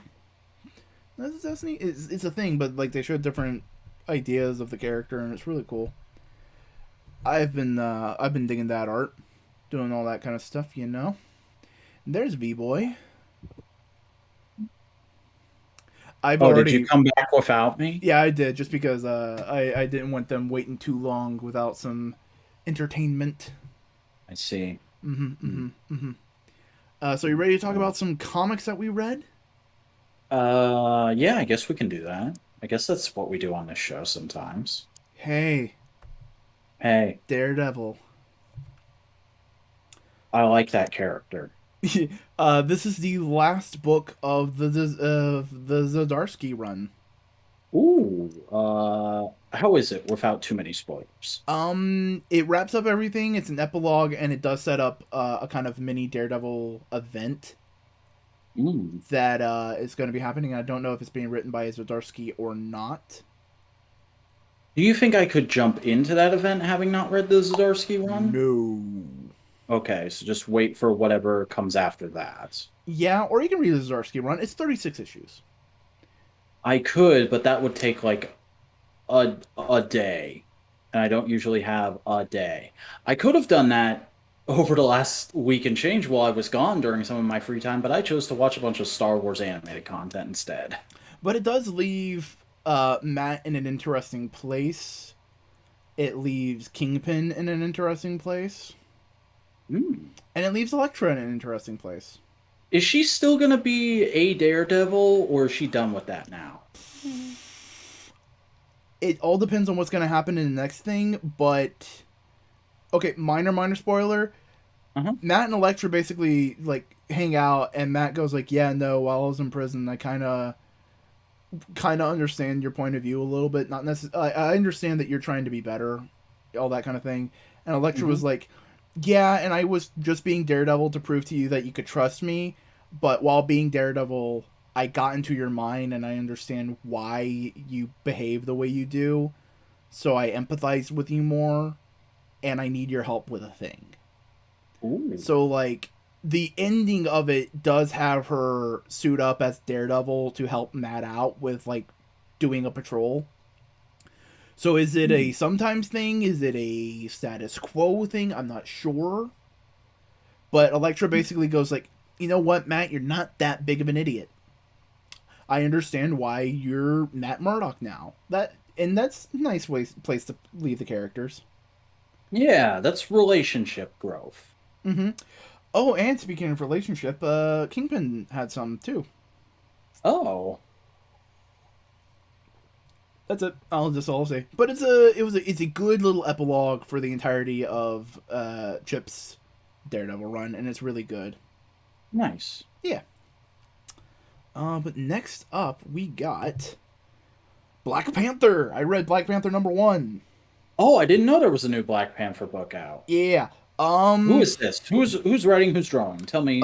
John Ridley and Juan Cabell are all the names on the book, so whoever they are. Don Ridley sounds familiar. I'm not sure from where though. Yeah. This is very heavily leaning on T'Challa is a king, and there is certain political connotations that come with that, and they're playing with it. Hmm. So it's very kind of like subterfuge thriller kind of book so far, but it's very much a political thriller. Makes sense. That's an appropriate angle to take with Black Panther, I think. Mm-hmm. But it's like one of those political thrillers like where the main character isn't necessarily 100% a good guy. Hmm.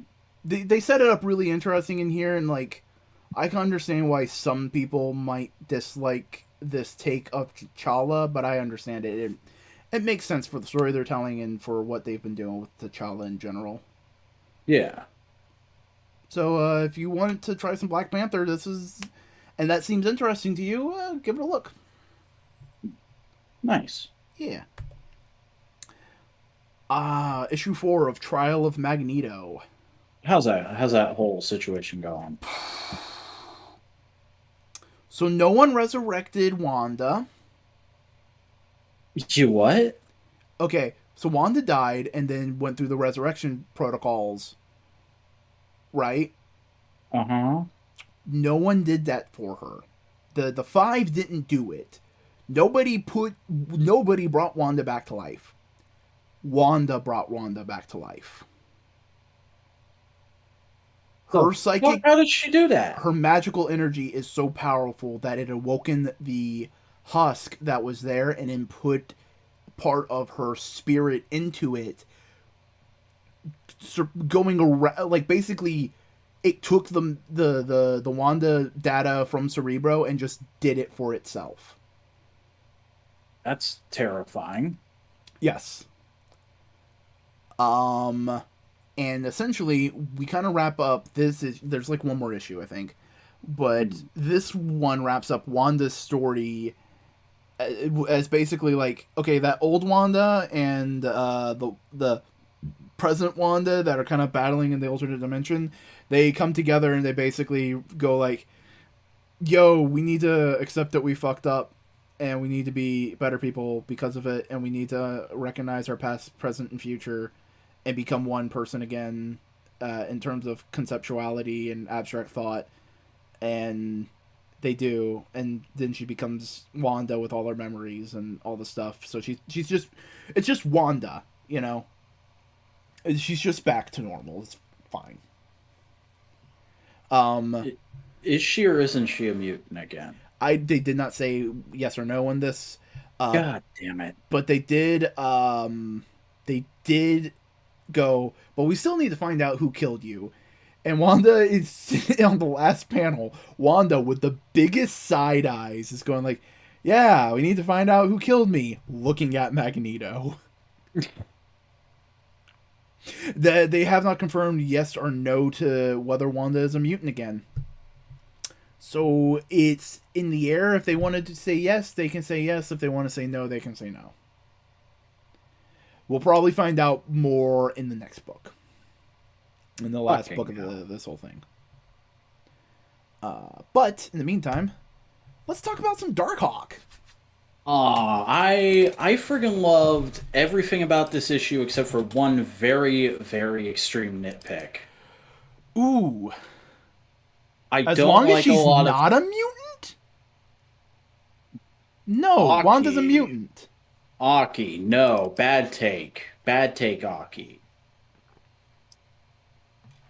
Wanda is a mutant and the daughter of Magneto. Yeah, we need to get her back to being that. That's the mission here. But Darkhawk. Darkhawk. So should I just go ahead and say my nitpick because it does kind of spoil a midway point in the issue, I guess. Yeah. What's the nitpick? I don't like the way Cap's drawn a lot of the time. Okay. I think his face looks weird. It's just a lot of expressions that I don't think of Cap making.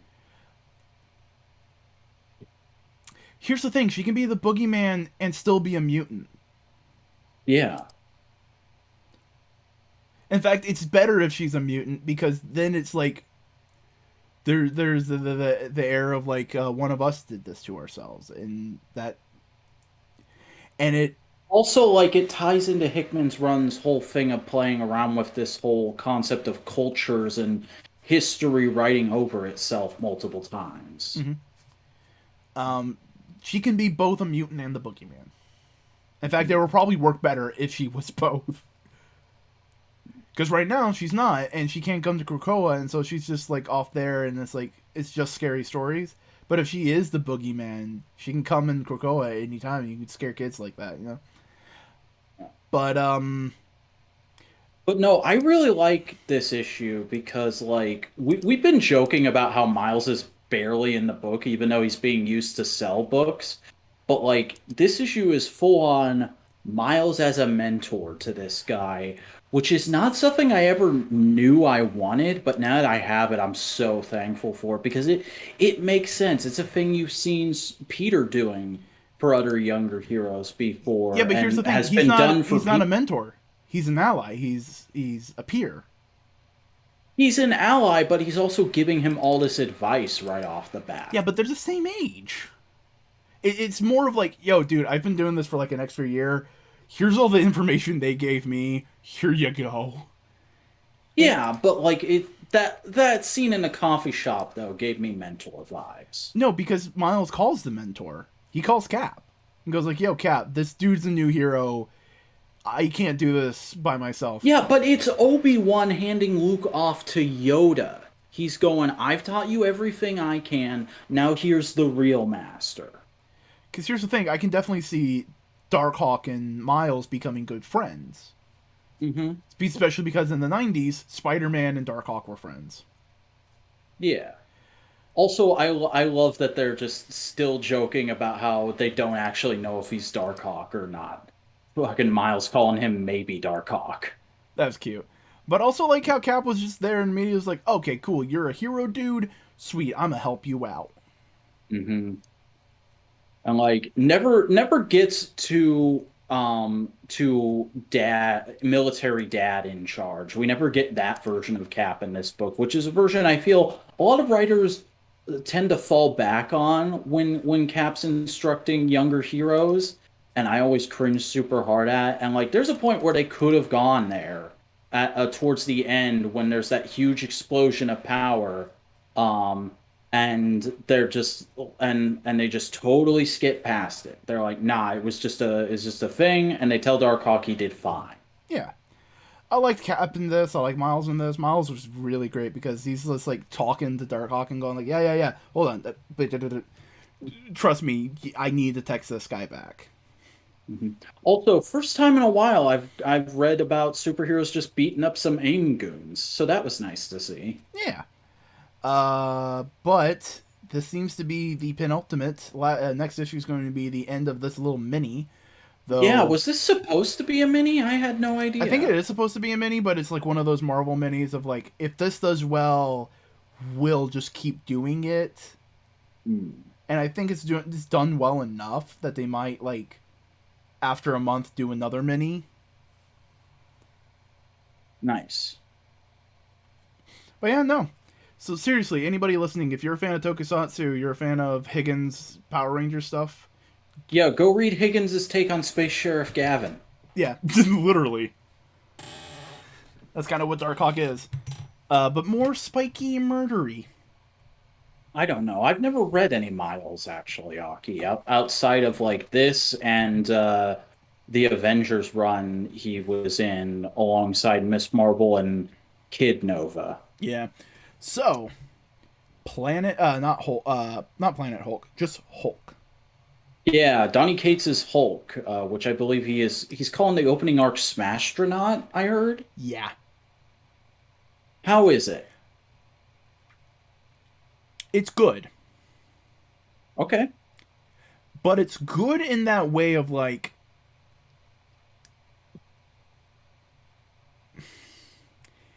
if you're not gonna like it, you're not gonna like it. Was it not, is it like it's not the follow-up you were looking for? It's not a follow up to Immortal Hulk. There's a little bit of like, oh yeah, we're kind of dealing with some things, but it's not like a I sequel to tried to Immortal Hulk. warn you. I tried to warn you, man. I saw those solicitations and was like, it seems pretty generic. Oh no, no, it's far from fucking generic. Okay. It is so far from, it is so far from fucking generic that it's gonna be off putting to a lot of people. Oh. Yeah.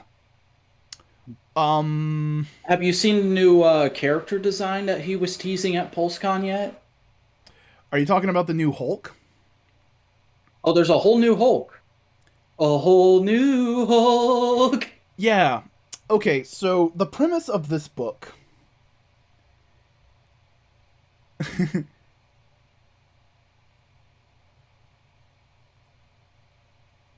Yeah, it's here's the thing. This is what if Bruce Banner is the real bad part of the Hulk and not the Hulk? What if the Hulk is holding Bruce Banner back? Because this has Bruce Banner in charge and he creates a mindscape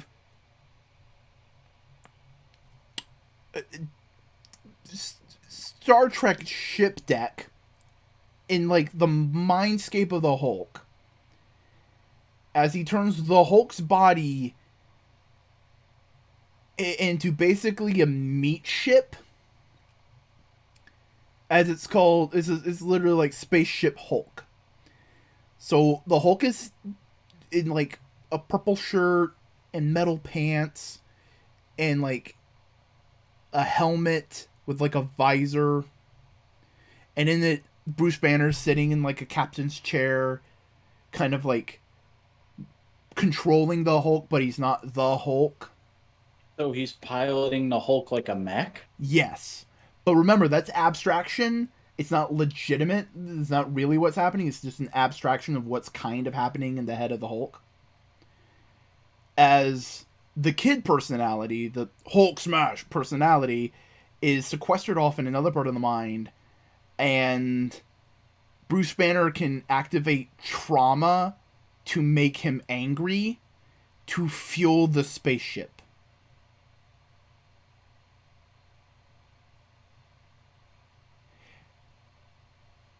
I think we need to put a leash on Donny Cates.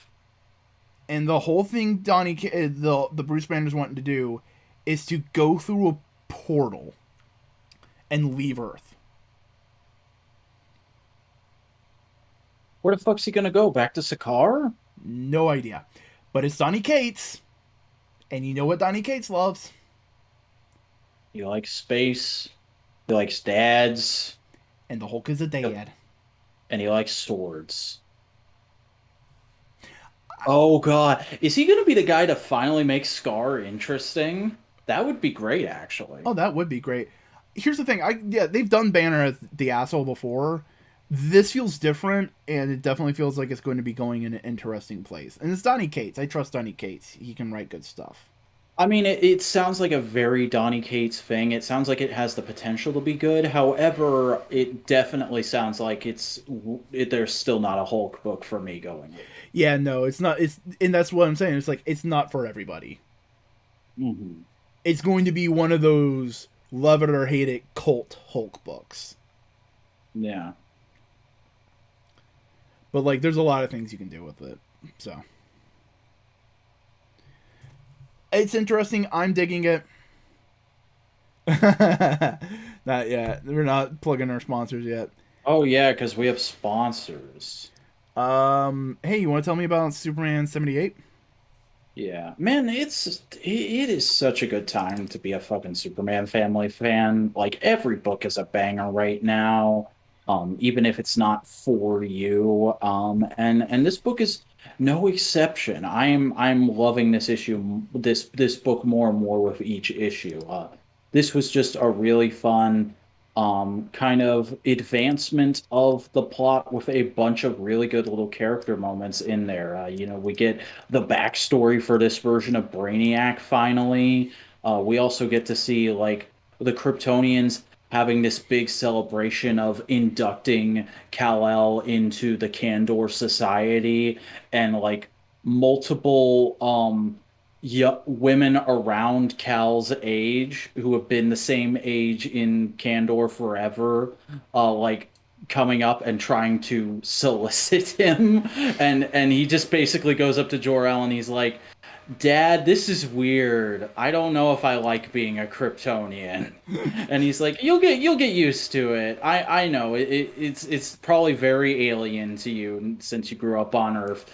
And then fucking thanks to Lex, a transmission from Lois comes in, and he's like, "Wait, how the fuck is this happening? What's going on?" And because it's 1970s Lois, she can't accurately explain it. She's just like, "Oh, it's some doohickey Luthor came up with," and he's like, "You guys need to fucking stop. Brainiac's gonna detect it. He's way more advanced than anything on Earth." And Lex is like, "What? No way. I've totally pulled a fast one on him." And immediately Brainiac's like, "All right, I guess I'm turning this ship around." And he goes like, "All right, I misjudged the planet Earth. It's time to fucking punish y'all." So the big cliffhanger of the issue is that he's extracting Metropolis like he did Kandor.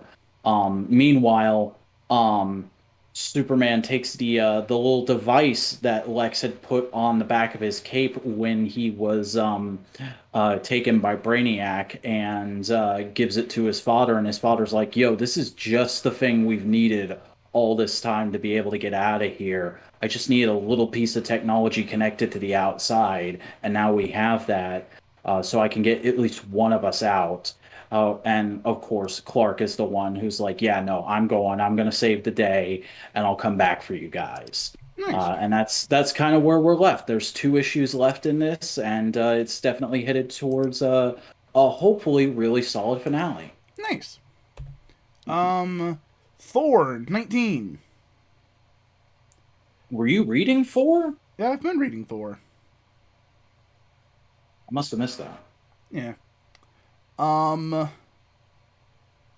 Basically, Thor is trying to figure out the hammer situation still. Like, He's got the Pet Avengers on the case, but he needs to be prepared for whatever happens. So he goes fights Odin, and How, basically, how long has he been without his hammer now? Like in real time? couple months. Oh, didn't Mjolnir get destroyed in like the Aaron run? It got better. It got better.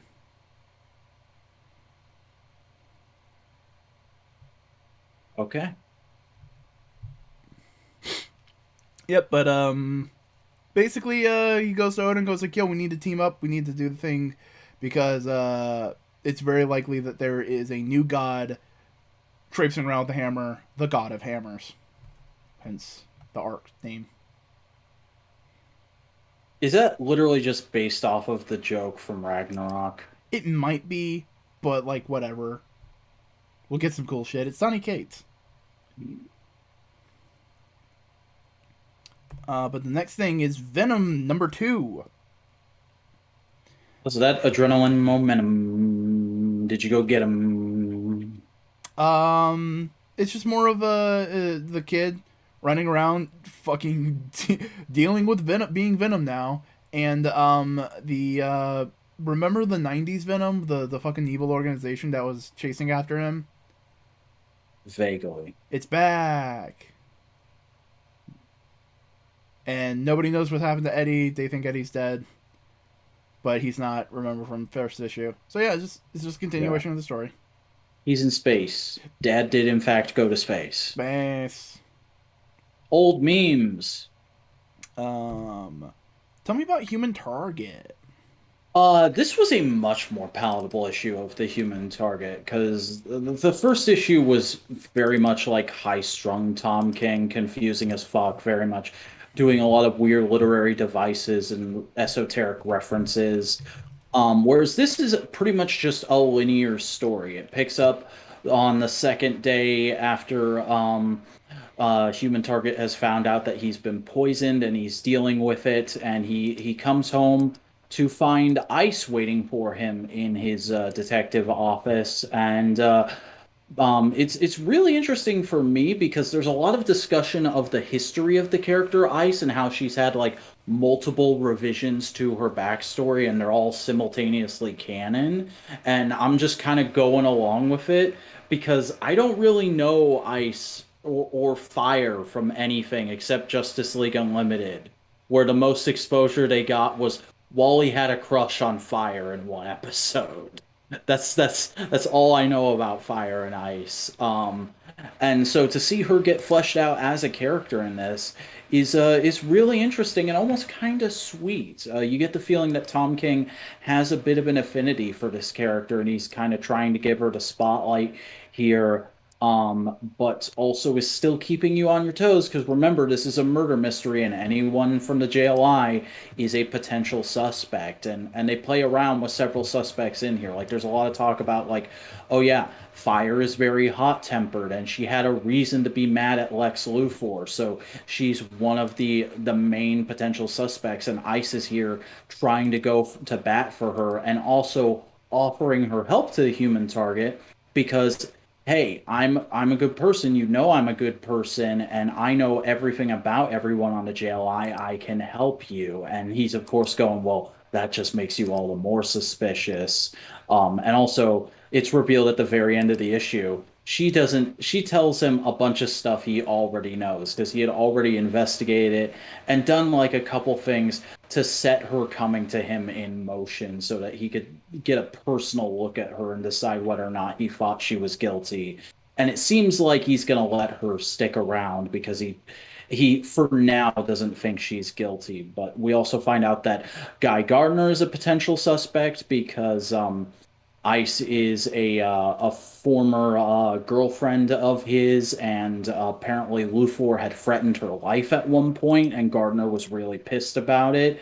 And when he found out and got pissed about it, was the last time Ice saw him. So currently our two potential suspects are Fire and Guy Gardner, but Ice is trying to steer the Human Target away from either of them because she doesn't want to believe that they could have done it. But It's a very interesting kind of delicate tightrope the issue is walking with the suspects and whatnot, because like you're simultaneously very wary and like suspicious of Ice, but also you're just digging how sweet the whole like dynamic between her and the human target is, because they are like legitimately going on a very cute date throughout this as he's learning more and more about her. um and like the art is spectacular. Some of Greg Smallwood's best stuff. I really like the kind of hard edges he's had to Human Target throughout the series so far, but also like he contrasts it very heavily with Ice in this by giving her a lot of like soft, smooth contours and whatnot. It's a very interesting dynamic between the two, and just one of the most solid single issues I've seen Tom King write in a while. I would highly recommend hopping on this issue if you're willing to sort of trudge through the confusion that is the first issue. All right. The Death of Doctor Strange, issue 3. How's that going? More of the same.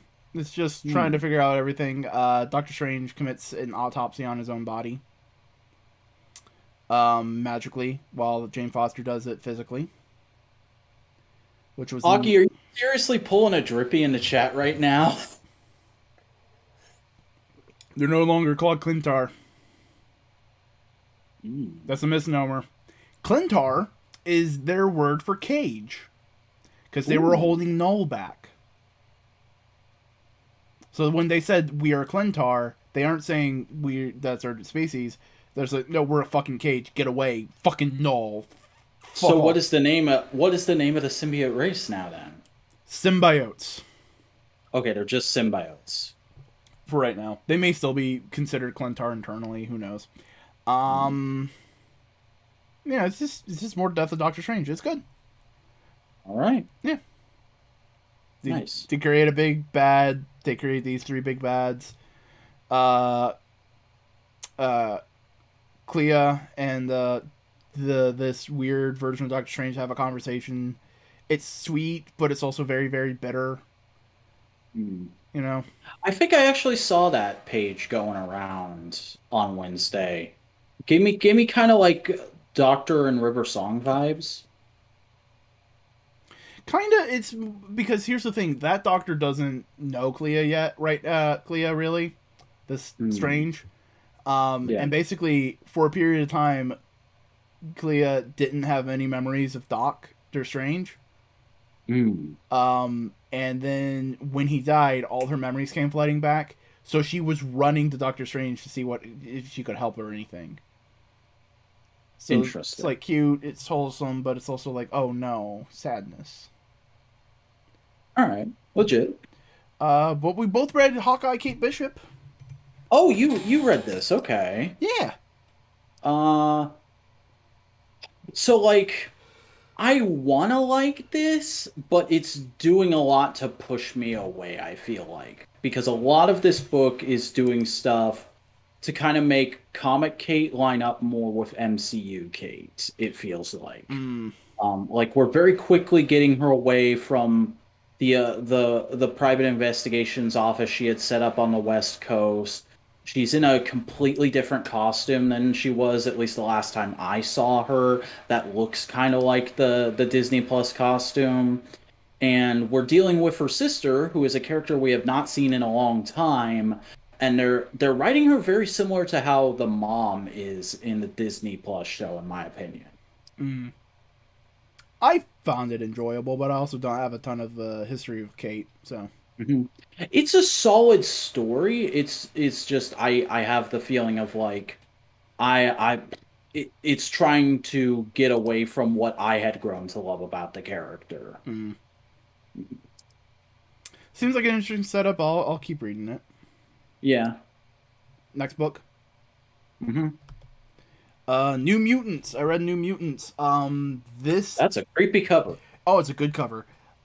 Because they are currently in the mindscape of the Shadow King, Farouk, Mhm. as basically the classic New Mutants, Magic, Wait, the Wolfman. Nation of Domination is in this book? Fuck off. It's a regular ass name. I might as well have been saying Smith. Fair enough. But basically, the classic New Mutants are going in there because they think he has been,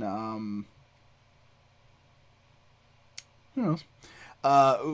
He's been big asshole, abusive asshole, like he is, and doing all that kind of stuff. And they're going through the Mindscape. They're fighting baddies and doing shit like that. Well, the newer New Mutants, so Honey Badger, No Girl, Anoi, Cosmere, those characters, the new kids that we've been following, are basically going in there going like, all right, this situation's all fucked and we need to help out as much as we can. And eventually, basically, they get to this little area where the new kids realize, oh, wait a second, this guy is just as hurt as we are. He's as traumatized because he was possessed by the Shadow King and that affected him for so long of his life. He's scared and he's lashing out. We don't need to fight him. We need to fucking help him. And all the old New Mutants, Magic and all them, are going like, no, we've dealt with this guy. He's an asshole. We just need to fucking fight him. Magic specifically is going like, guys, I know you're trying to mean well. You're a bunch of good kids. I love that about you. He hurt you. He killed you. And basically, Honey Badger goes like, yeah, no, I know. Still, we need to try and help him before we just go violence. Which is nice for a member of the Logan family. And basically, they get to the point where they're able to do that and go like, hey, you're an asshole. You gave us a bunch of trauma, but we want to help you. As the young boy, like the young kid mental version of him, grows up into the adult version, and he's sitting on his knees, fetal position, crying as he looks up to them and goes like, help me, thank you, that kind of stuff.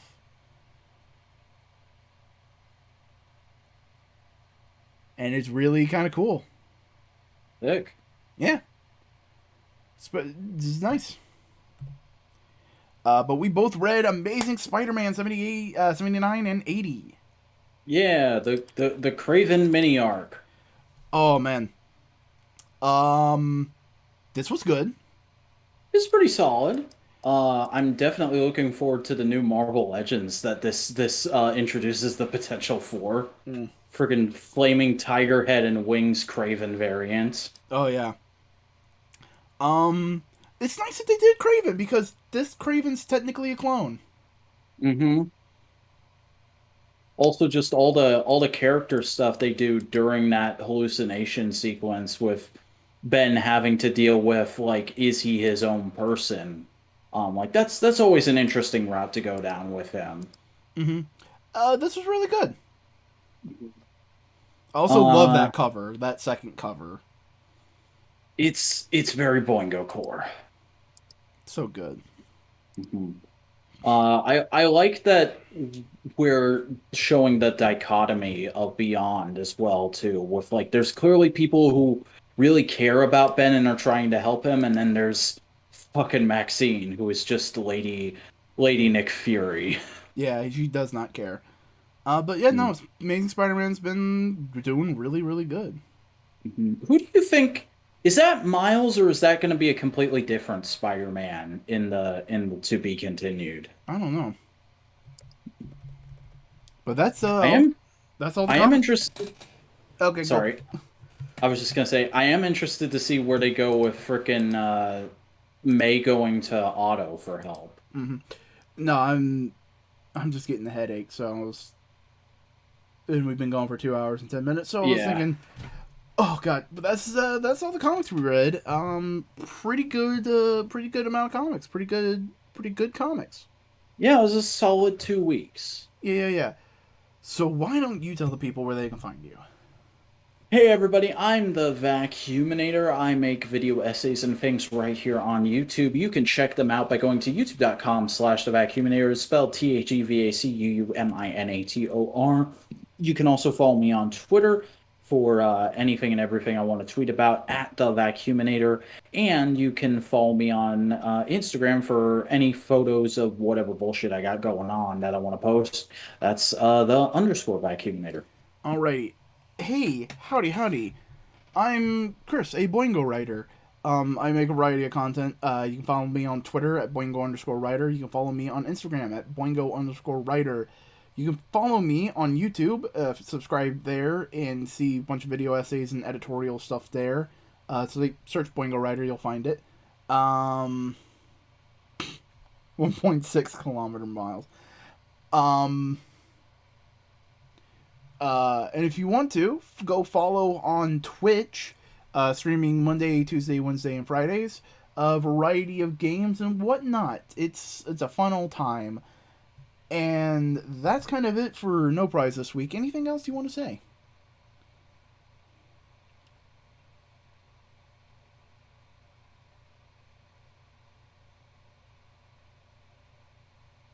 Yes. Okay.